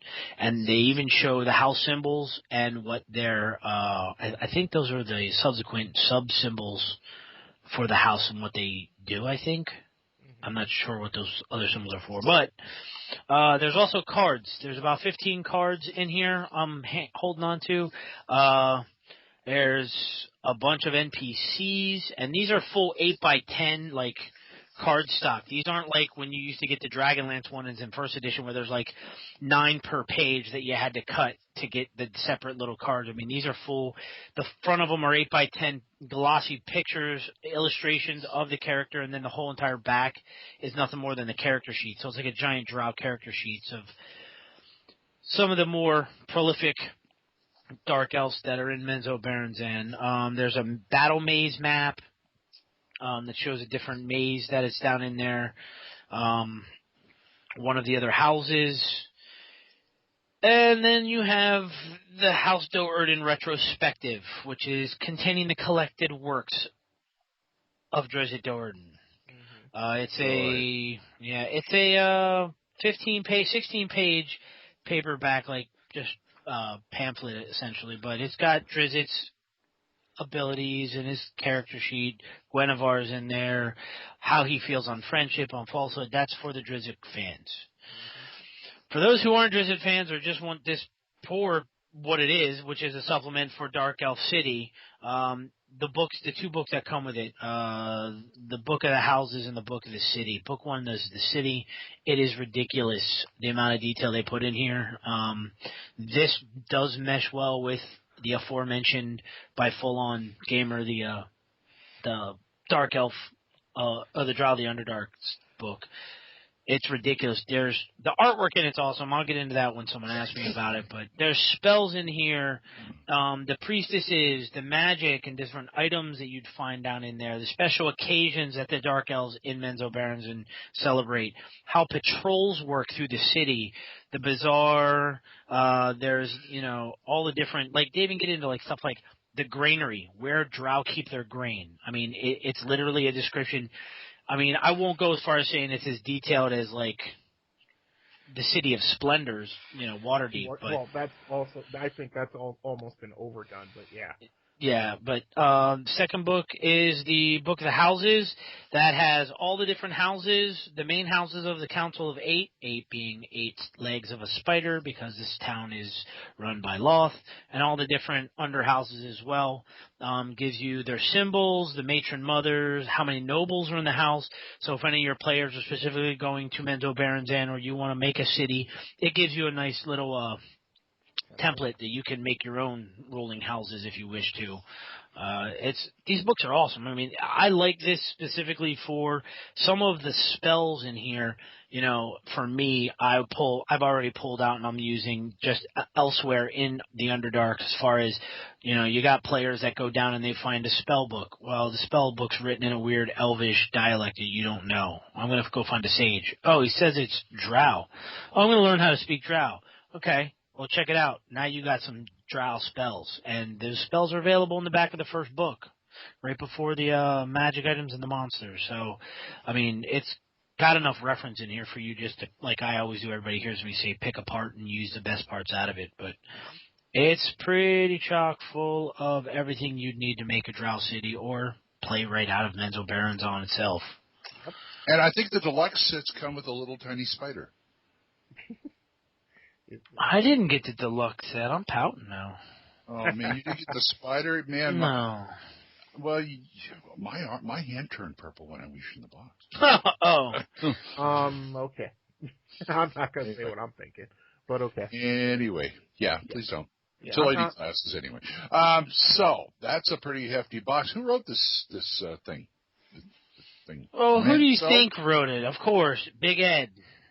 Yep. Okay. Well, it could have been Salvatore. I don't know. No. Karen Boomgarden did a lot of the editing. The interior art's done by Jamie Lombardo and Ron Hill, and of course, easily painted the covers. Talk to me about the artwork. Artwork's gross, dude. I mean, in a word, to paint reverse.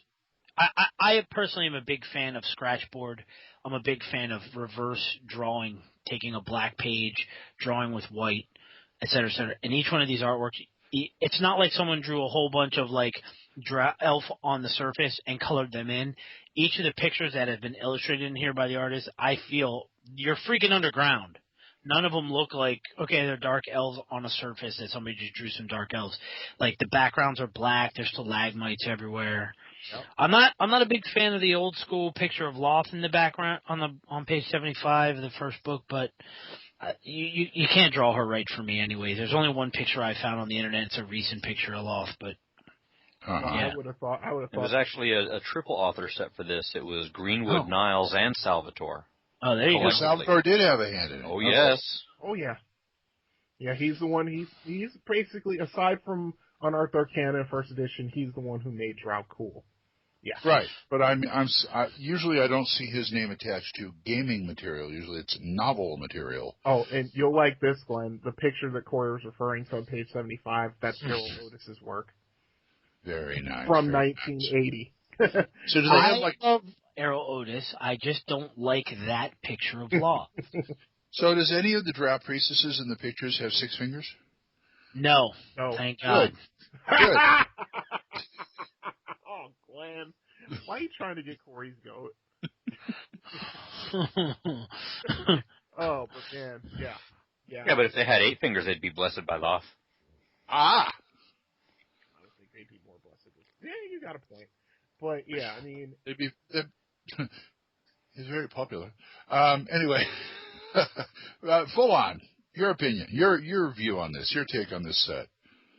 Well, I've had to deal with Menzel Baranzan on the receiving end as a player dealing with Underdark and the Menzel Baranzan interface from the other side of the GM screen. So it is a lot. It is a wonderful resource. It is worth exploiting and causing chaos in and conducting really cool Special Forces Commando squad type raids into. It is a place that if things go wrong, they will go very wrong, very badly, very fast. But it also has lots of opportunities for you as a person on the wrong end of things in there to take advantage of the chaos that is the natural state of being down there. And you're not necessarily going to face, like, if this was a lawful evil city, you'd be boned. But it's not, so you have a chance. Yeah, if you can just kind of keep yourself, keep yourself out of, just keep people from, Make yourself more useful to somebody alive than you are dead, and you have a chance to see the sunrise again. Maybe. Yeah. So, they say on Night Below that's good for like a year campaign. You get this, Under Mountain 1 and 2, and Night Below, your players are never going to see the light. Yeah, but yeah, I mean, it's really, I've kind of dealt with Menzel Baranzan, just not very much.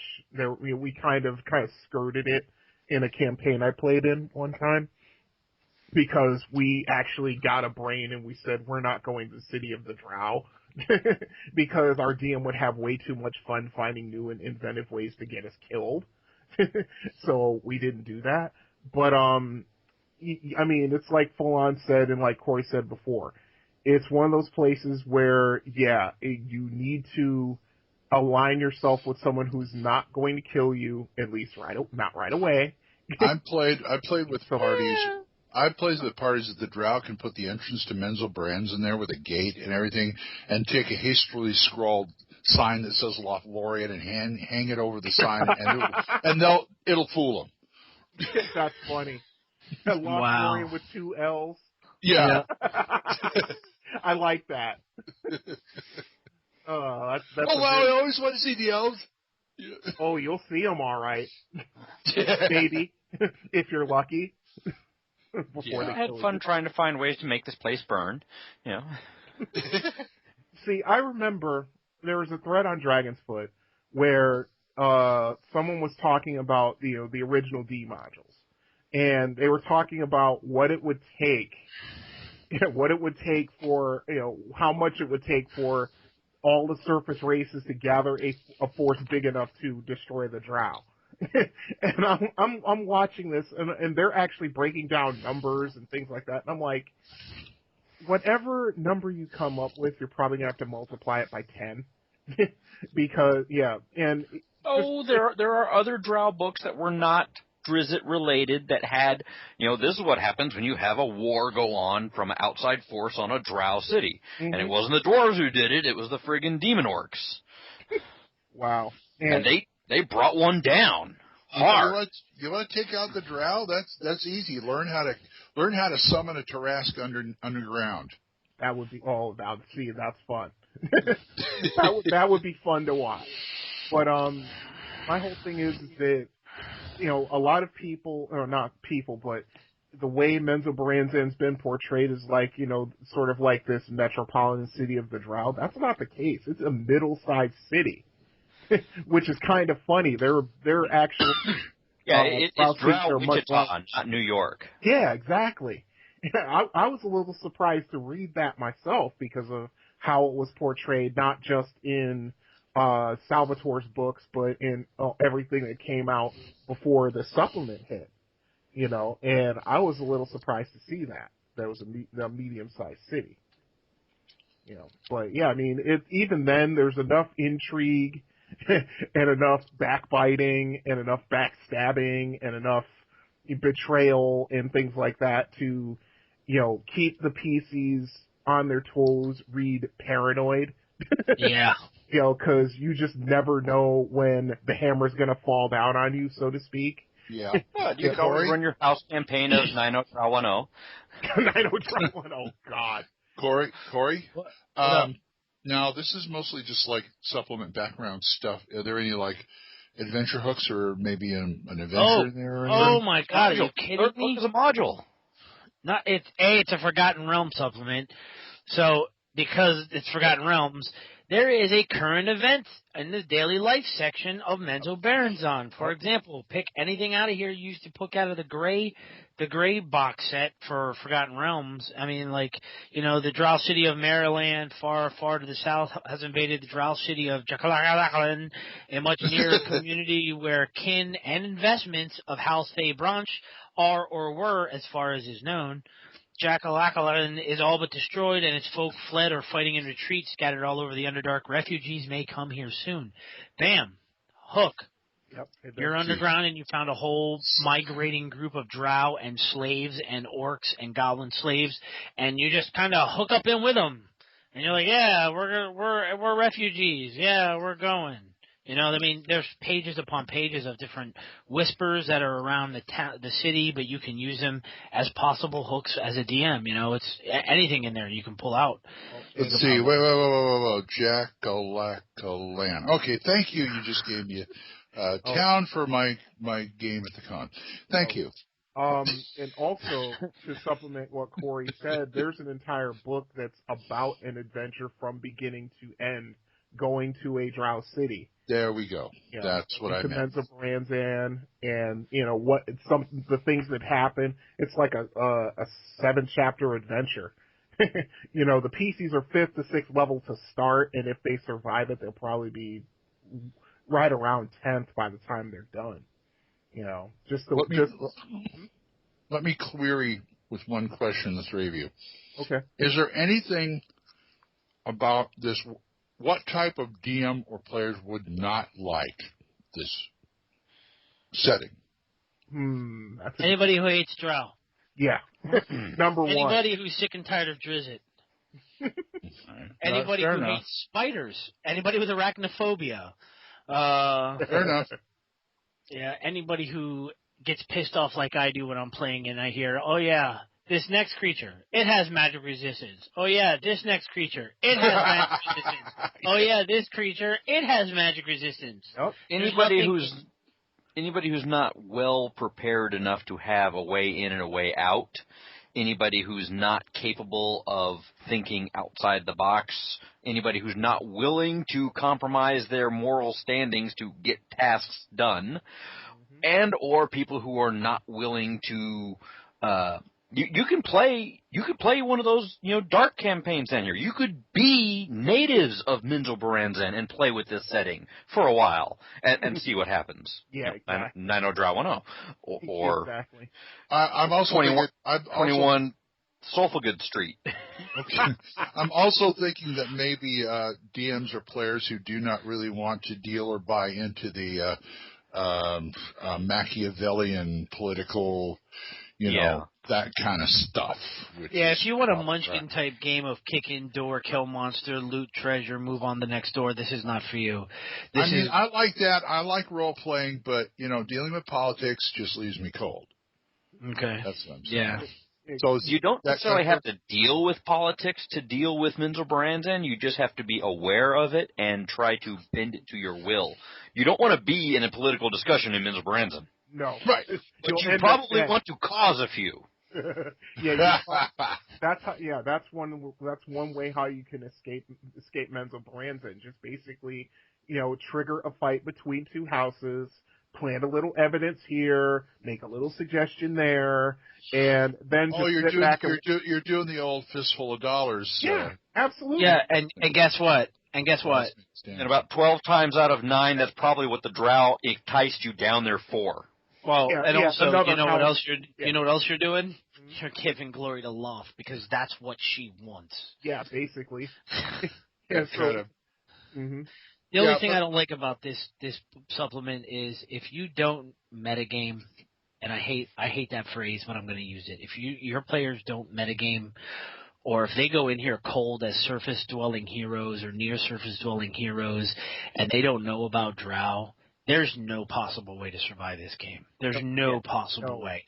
Okay. You have to metagame some point of part of this, because if you're going, I've never fought a Drow, I've never met a Drow, I've never heard about Drow because I'm a farmer on the surface, and I've just decided to become a hero, and I've been fighting in the Storm Giant area or the Cloud Giant area, and I don't know about Drow, but now we're going underground, and I don't know anything. You're dead. I'm sorry. You can't survive this because everybody knows it. There's a reason why everybody likes Drow, and, well, most people like Drow. It's because they're deadly as heck. Right. And you're saying the wicked bad, man? The wicked bad? It's wicked had. It's wicked Dak and wicked had. I also try to avoid, as a player, my characters always try to avoid areas where you have to, watch your back constantly, too. Yeah. Exactly. And this this is one of those. You have to. Yeah. Yeah. The only way that you can survive this, I think, if your players don't metagame it and know about Drow and the female or the superior and, everything that is said, the only way to get around it is maybe have them start or being captured and taken to the slave pens and being taught by the other enslaved Drow from the failed Drow house attacks on your new Drow house. Or their other slaves. And they get taught. Yeah. They probably don't speak Drow yet, but they might speak Bugbear. There'll be a few of those. So that's about the only way you can survive this. It's deadly. You play this right out the box and your characters don't metagame. What was the MSRP on the day in the day? Thank you. On this was $30. $30 US, 36 Canadian. That'd be $75 in today's dollars. This is the start of the RPG price creep. Yeah. Well, not even. For what you get, I think this is worth $30. Oh, yeah, this is way worth $30, yeah. Like I said, this is... Oh, you're right. They didn't start till 3 each, so... I just think it's funny economically because the box that I have has it at $30 US, $18.99 Canadian US sterling pound. Yeah, that's... Nowadays, they're switched. Yeah. Our $16.99, it's $30 sterling pound. Finding them? Good luck. They're out there. They're eBay and places. I have yet to walk into a half price books and see a set. Well, because it's one of those where there's so much stuff to them. Yeah, number one, but also number two, there's so much stuff to it that I would say more often than not that it'll be an incomplete set. I just looked on Amazon and they've got used packs from $35, which is not so bad. Yeah, there's one that looks like it's been chewed on by a dog. The outer box looks beat to hell, and it's $17 with no bids. Buy it now for $25. There's ones without the box, and it's incomplete for $8. Then there's one that's complete without the box for $58. 7 new from $99 and up. Yeah. There's one guy who's offering it in good condition for $60. Oh, that's what I'm missing. I'm missing that third book. Oh, you don't have it? No, 6 characters, levels 5 to 6. Yeah. Playing surface dwellers or start off as Drow from Minzer Corey, you don't have the third book? Quick, put it on eBay. Make some money. No, I do. It's in I have 3 of these box sets, and that's right. I forgot about that. 2 of them are completed, one's incomplete, and I just happen to grab the incomplete one. Okay. Well, yeah, but sell it anyway. Make some money. I should. Yeah, you should. Probably. At least $50. Anyway, tell us about your Men's adventures, people. It's going to get worse as the evening rolls along. THACOshammer@gmail.com. And what do you say? We about ready to do some brainstorming? I'm ready. You guys? I'm ready. All right. Calling. DM brainstorm next. The Strider's on the way. you tell me what you know. Only the infinity of the depths of a man's mind can really tell the story. What are you, a wizard, a genius? DM Brainstorm. DM Brainstorm. All right, this is going to be a drow-centric little think tank here. Yep. And the subject is Drow City. Yep. Just like Dodge. Yeah. Well, I can see drows with like 6 guns, you know? Anyway, no black powder. Okay, let's start. We got an Underdark. Okay. We got a bunch of drow. Yep. Where do we go from there? Well, they've done the big cavern city. They've done the big chasm city with all the little webby kind of superstructures up in it. Let's do something a little different. Let's make it the wet drow. The wet drow city. Drow. Oh yeah, you could do that. What's that spider that carries that silk webbing air sac with it? Oh yeah, underwater. Yep. So we're talking about an underwater drow city here. Sure. Tunnels, underwater, combined, some cavernous, and a little bit of, the webby cave thingies, yes. Webby, yeah, if they're underwater, they could be like, how Aquaman has Atlantis with that big dome, like this big dome made of, like, special... Say it like you mean it, Gungans. Drow Gungans. No. Oh hey, you started it. You started it. No, special like web domes. Like they've got, they constantly have like, I don't know, driders who spin or giant spiders and stuff, making the dome, fixing the dome, all this kind of stuff. They got like on the inside, yeah, inside and out. Inside. Yeah, okay. Yes. All right, then let's go one step before that. How did they get there? Simple.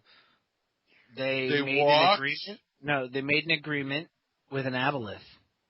Think Aboleth. about the original cover of the Drow. What is that book? It has a picture of the beholder or the deep one in the water tank and the female Drow sitting there with the intellect about her. Yeah. That's Water Deep in the Realms or something like that. That blue one. Mm-hmm. Yeah. Yeah, but why can't they? They will ally with intelligent creatures. You could actually have them as allies to an aboleth. Okay. Clan of aboleth. Let's make this piece of the Underdark near a surface coastline. There you go. Okay. I won't say near, just coinciding with a surface coastline. Okay. Anybody writing this down? No, it's going to be recorded. Oh, well, there you go. Okay. We could. Well, yeah, I'll type it out while we're talking. No, I mean, if we got a record of it, it's like, you people, you do the work. You can. Anyway, I was thinking. Special villains and mutual concern conflicts will be. They have passages that connect straight to the sea, and they have conflicts in the passages with Sahagin. Even better, you can add to that, because they're dark elves, you could do aquatic elves. Yeah, like them underwater. Yeah. Or merfolk. Yeah, mermen. Yep. Sure. Especially merfolk. Yep. Yeah, aquatic elves could not like the fact that the darkies are starting to go into the water. So they should have at least three careful, quadrants. Oh, I didn't mean it like that. I didn't mean it like that. I meant the dark elves. Access to the sea, then. Something that deals with Sahagin, something that deals with merfolk, and something that deals with, what was the other one? Merfolk, aquatic elves. Aquatic elves, yeah. Yeah. So whales? No. Sea certainly not dolphins, that's for sure. No. Oh God, what is the name of that? Could they enslave dolphins? They'd probably kill them for their meat. Or even, well, if you think about it, aboleth has a special ability to cover a creature with slime and turn it into its slave, so why couldn't it deal in trade with the dark elves for, say, squid, giant manta rays? Yeah. Manta rays especially. Sharks. Wow. Uh-huh. Yeah. Would they be able to teach giant spiders how to swim? No. Absolutely. Well, some are. Especially if they were aboleth sliming them and making them water breathers. Oh. Then there's that. The other benefit of aboleth slime. Yeah, that's true. Okay, you're saying it's near a coastal town, right? Mm-hmm. Is it near a shipping lane? Oh, hells yeah. Why not? Okay. Guess what? I mean, not all pirates are above the water. Yeah. Oh, true. for sure. Absolutely. You could see, yeah, and that's one of the reasons why the merfolk and the aquatic elves really don't like this, because they're the one, because Drow pirates. the drow Control shock troops in special cages. in water cages. Yes. Okay, that's cool. I mean, and they're the ones who are responsible for probably about 90% of the pirating now. Because they basically destroyed all the competition, meaning, humans and things like that. If the Drows are underwater, that means they're closer to the surface than they would be if they were in the deep underdark. You do a bunch of magical, because they're still casters, you do a bunch of magical gates that allow them to get to the surface and attack on land, and then go back into these gates. All the townsfolk will hire adventurers to go, in the dry tunnels and. It doesn't have to necessarily be that. It could be something more like near a kind of Marianas Trench type location off the coast. That's where their literal sea accesses are. But what I was getting at was the adventurers would be looking for dry tunnels of drow, because these drow are coming up and they're dry. They're not wet, so they're not coming from the ocean. Meanwhile, the drow are actually living quite comfortably underwater. Yep. Yeah.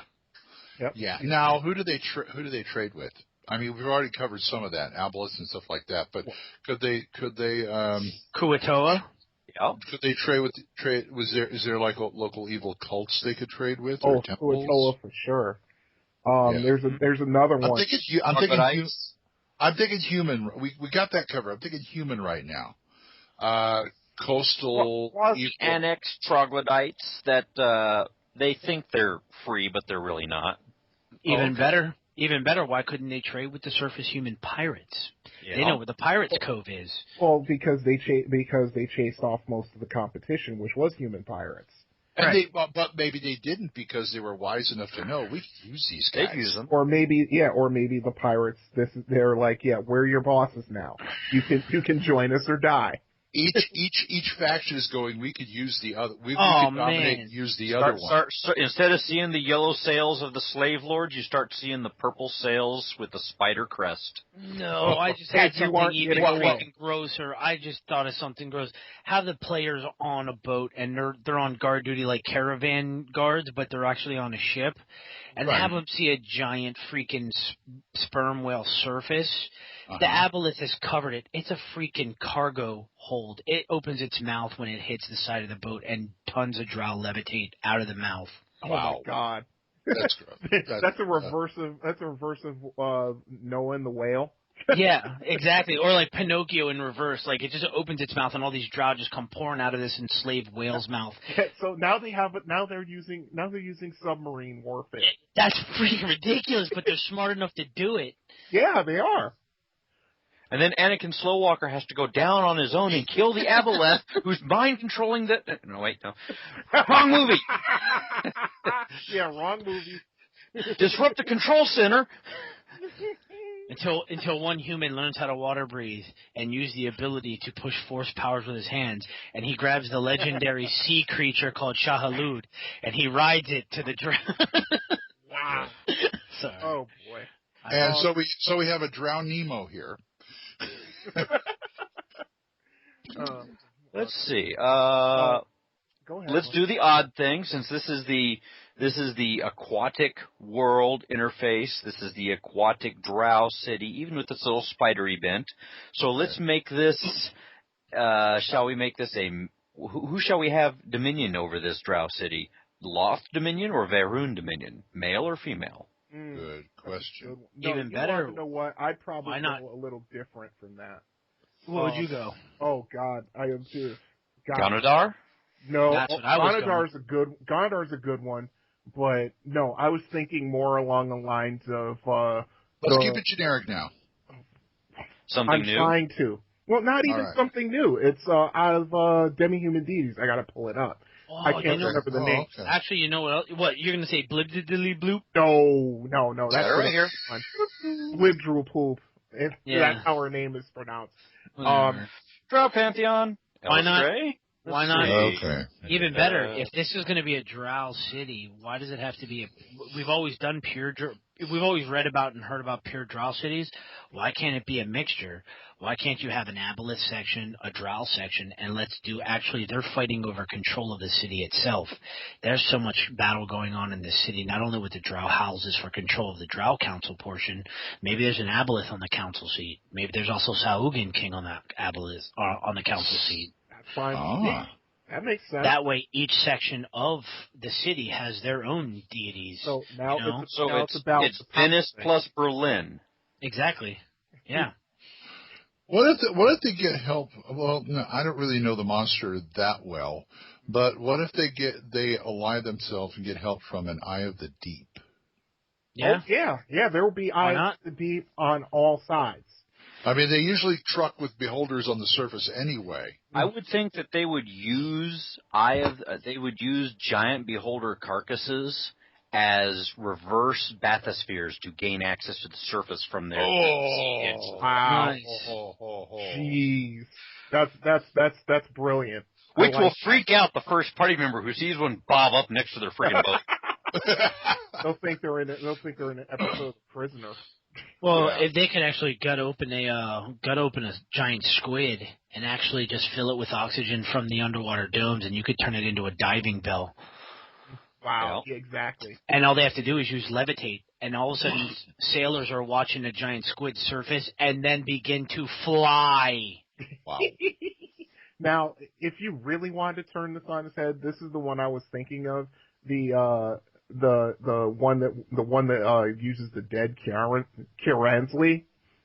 One, and she's vengeance in the undead. Yeah. Let's just say, going back to the beginning, let's figure. I was thinking how this Drow city became to be underwater in the first place. I would say it was probably a greater house that shifted their allegiance from Loth to Kiaransali, okay. and Loth didn't like that. So allies are Bidlaboop, the Blood Queen, the Great Mother, and Ixlindrin. So Ixatisal and Kuatoa would be good draws for this as allies. I still think the Sahagin would be the best counterpoint, direct conflict foe. Yeah. They would not want to ally with Drow. They're friggin' dark meat. That's all they are. Yep.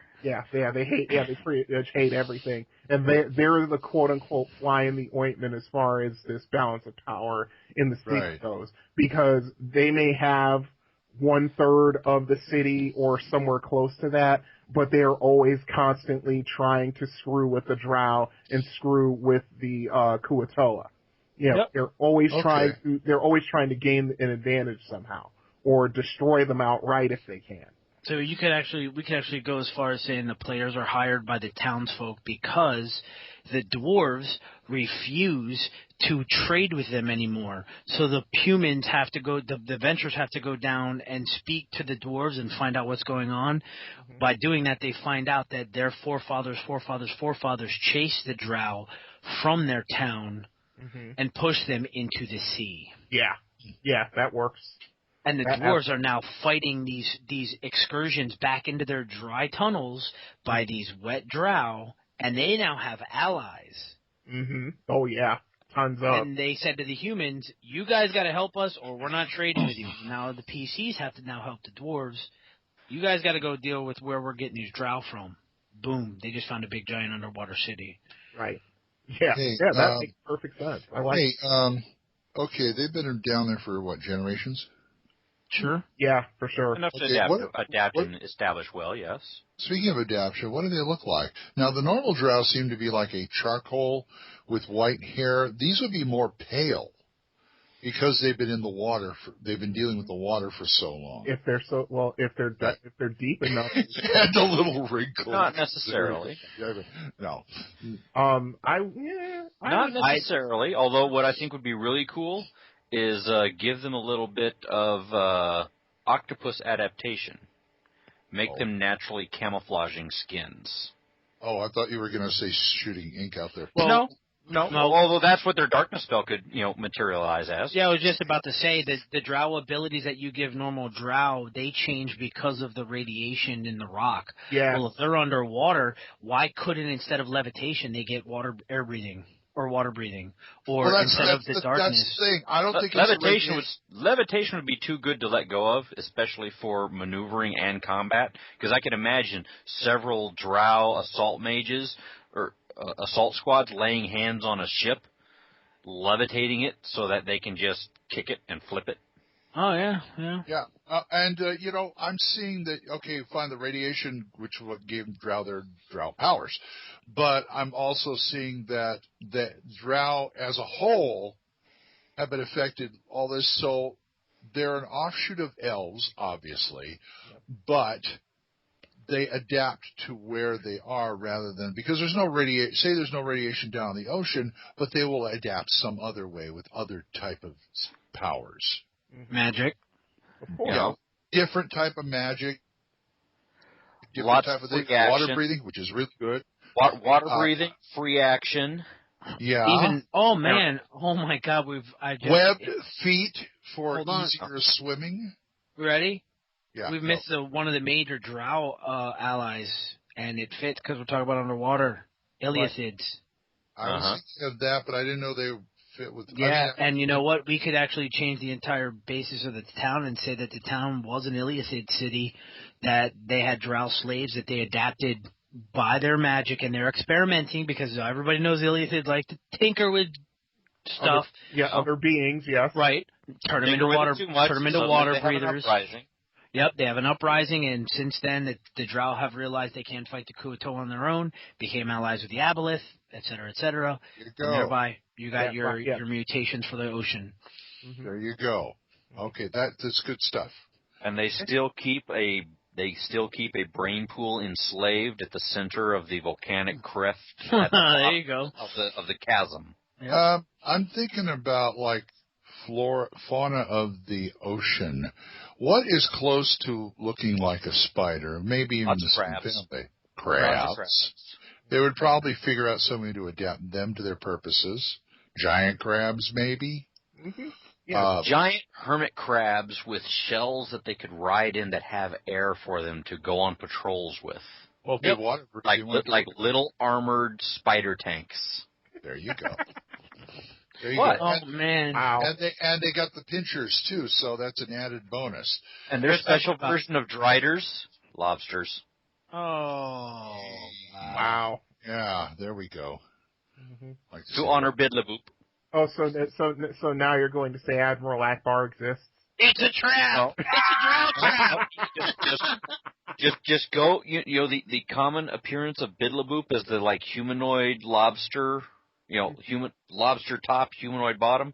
Yeah. Go with drow top, lobster bottom, and instead of the two hands wielding axes, it's the two giant pincers. Wow. There you go. Ew. And I'll bet they'd have a lot of fun with jellyfish. Yeah. Maybe. Yeah. The word was a hat. No. Yeah, they would figure out a way. I mean, they're adapting to their surroundings. Mm-hmm. They're not going to have fireballs. They're going to have water balls or something to that effect. Well, they'll use a lot of. Let's see. They would probably tend away from sharks because sharks are generally enslaved by the Sahagian, which are their foes. Right. And if they're dealing with the Illithids, what are the Illithid slaves? Everything. No, there's this everything. Specific type of monster that has pincers and is, upright. I can't remember the name of it. You're going to say Umber Hulks? Or Umber Hulks. Umber Hulks. Umber Hulks are nothing more than land crabs. Yeah, they could very easily adapt them for. They could be trading with the Illithids for okay, here's some stuff, give us some slaves. No, they trade. They basically capture people for gems because that's what Umber Hulks eat. And of course, their necromancer school would have lots of employ recycling used sailors. Yeah. Oh yeah. Oh yeah. Woo. Well, this is a gross city. I think I want to make it. Now let's look on the other side. Let's look on the other side, though. Okay, you've got this drow city. and you've got a town on the coast. How do they deal with it? If they deal with it. They plot. The problem is that the balance of power is what keeps the port, it keeps the coastal city sort of intact. The coastal city needs to be at a major river mouth. That way, that there's just no economic way to avoid using that city because it is the center of trade inland. Right. It's like the opening of the Mississippi. Yeah. And the main thing that keeps that town alive and keeps the humans not all being killed or enslaved is the infighting between the three types of major races in the Drow City. Yeah, which is what I was getting at. Yeah, that's what I wanted to... Yeah. Yeah. All we have to do is say boo, and they're. Yeah. Okay, I can see that. And now, would just lost my train of thought. Because we came up with some really neat stuff last time. I mean, not that this isn't neat stuff here, but I mean, we were coming up with like crazy stuff.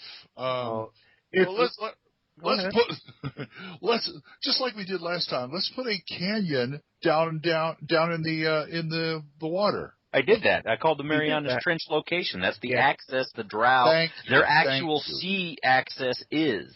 They don't really have an underwater access other than they have flooded tunnels within their complex as they go to the surface. But their access to the sea is down at a crevice at the bottom of a Marianas Trench type thing, nearly a mile underwater in the blackest depths, where there is heat from the volcanic cracks. Okay. But that's it. There's volcanic flues down there. Okay. But yeah, exactly. Do you think I mentioned this monster before? Do you think they could take like electric eels and combine them with spiders and make their own Neogi? No. Yes. No. Wait. No, absolutely not. Neogi, no. Well, I mean, like a dumb Neogi, like Sikkim, They could. Phyto Neogi. If you do the Guanadar, if you're using the Guanadar gods down there, you can do stuff like, sea slime, sea slugs. You could even have them change their arms into electric eels. Yeah, they'd definitely be down there to some degree. And because we're talking about this being a quasi-Kirinsley city, they're all about the vengeance and rage there. So and undead, yeah. Yeah. Again, very powerful source for recycled dead water critters, whether it's, the Sahagin killed in battle, the Kuatoa, the Troglodytes, the human sailors, dead elves, all kinds of mismatched squads and haunted ships could be lurking down there in the dark, coming up, on the moonless the worst nights for the coast are the moonless nights. Oh, God. See, we're only maybe about 1.5 steps away from calling up Cthulhu. Well, they haven't even talked about how they trade with the deep ones. Yes. Well, see, why do you think they keep asking for all that brass? There you go. Yep. Yeah, and next thing you know, they're going to be dealing with Davy Jones and the Flying Dutchman. Anyway, all those guys, they look like they came out of a city like that. I have a bard group that'll go after them. They're called Death Clock. Oh, God. How about weapons and armor? Let's see. Might be coral based or have something to do with coral. I can see them still using what they normally use, but they would have to change to coral armor and things like that when they're going out. Well, even not necessarily that, especially if you're talking about adapting natural drow powers to impart things like free action. Mm-hmm. Once you got free action, I can take a two-handed sword. Doesn't matter. It's true. Won't stop me. Yeah, it doesn't matter what you use. If you got that, it's true. There's also having the city located near an active underwater volcano would be fun. Yes. That gives them access to the metals they need to forge, the heat and the metals they need to forge with, even underwater. Yep. Yes, and a lot of steam. Mm-hmm. Oh yeah, steampunk. Yes, steampunk. Aquatic drow elves. They got riverboats with paddle wheels going. Oh, God. What do you think they use as the inverted ballast to raise the deep one bathysphere spheres? Ah. Yeah. And they crank them down on really long, eel skin vines. Yikes. Okay. Wow. Electric eel skin vines. Wow. Oh, wow. Wow. Now we're talking. Now we're talking, Yeah. boy. Mm-hmm. Everyday life in the anyway. Yeah. And on that note, we're digging. Yeah. We're digging awful deep here, but that was the whole point, folks. Planet Core. Take what we have done and go forth and create. Have fun, folks. Yep. You can tell us about it at thacoshammer@gmail.com or the phone number 405-806-0555. Right on. And that session of Brainstorm closes the Splat book. I think we're done. Oh yeah, boy, we're more than done. Wow. My brain is done. I need. Don't go back into the water, and you're gonna need a bigger boat. We earned our money. We earned our money tonight. Yeah, we did. Yeah. So say good night, Fulan. Good night, Gamer Nation. Here's a spoiler: the boat sinks. Really? Oh, that's another thing the draw creates. Like they take spiders and weave them into artificial, icebergs. Yeah. Or you could just take Lol's ship out of D3. There you go. Say goodnight, Brian. Yeah, don't go in the water. Just don't. Stay out of the deep end. You won't like it. Yeah. Corey?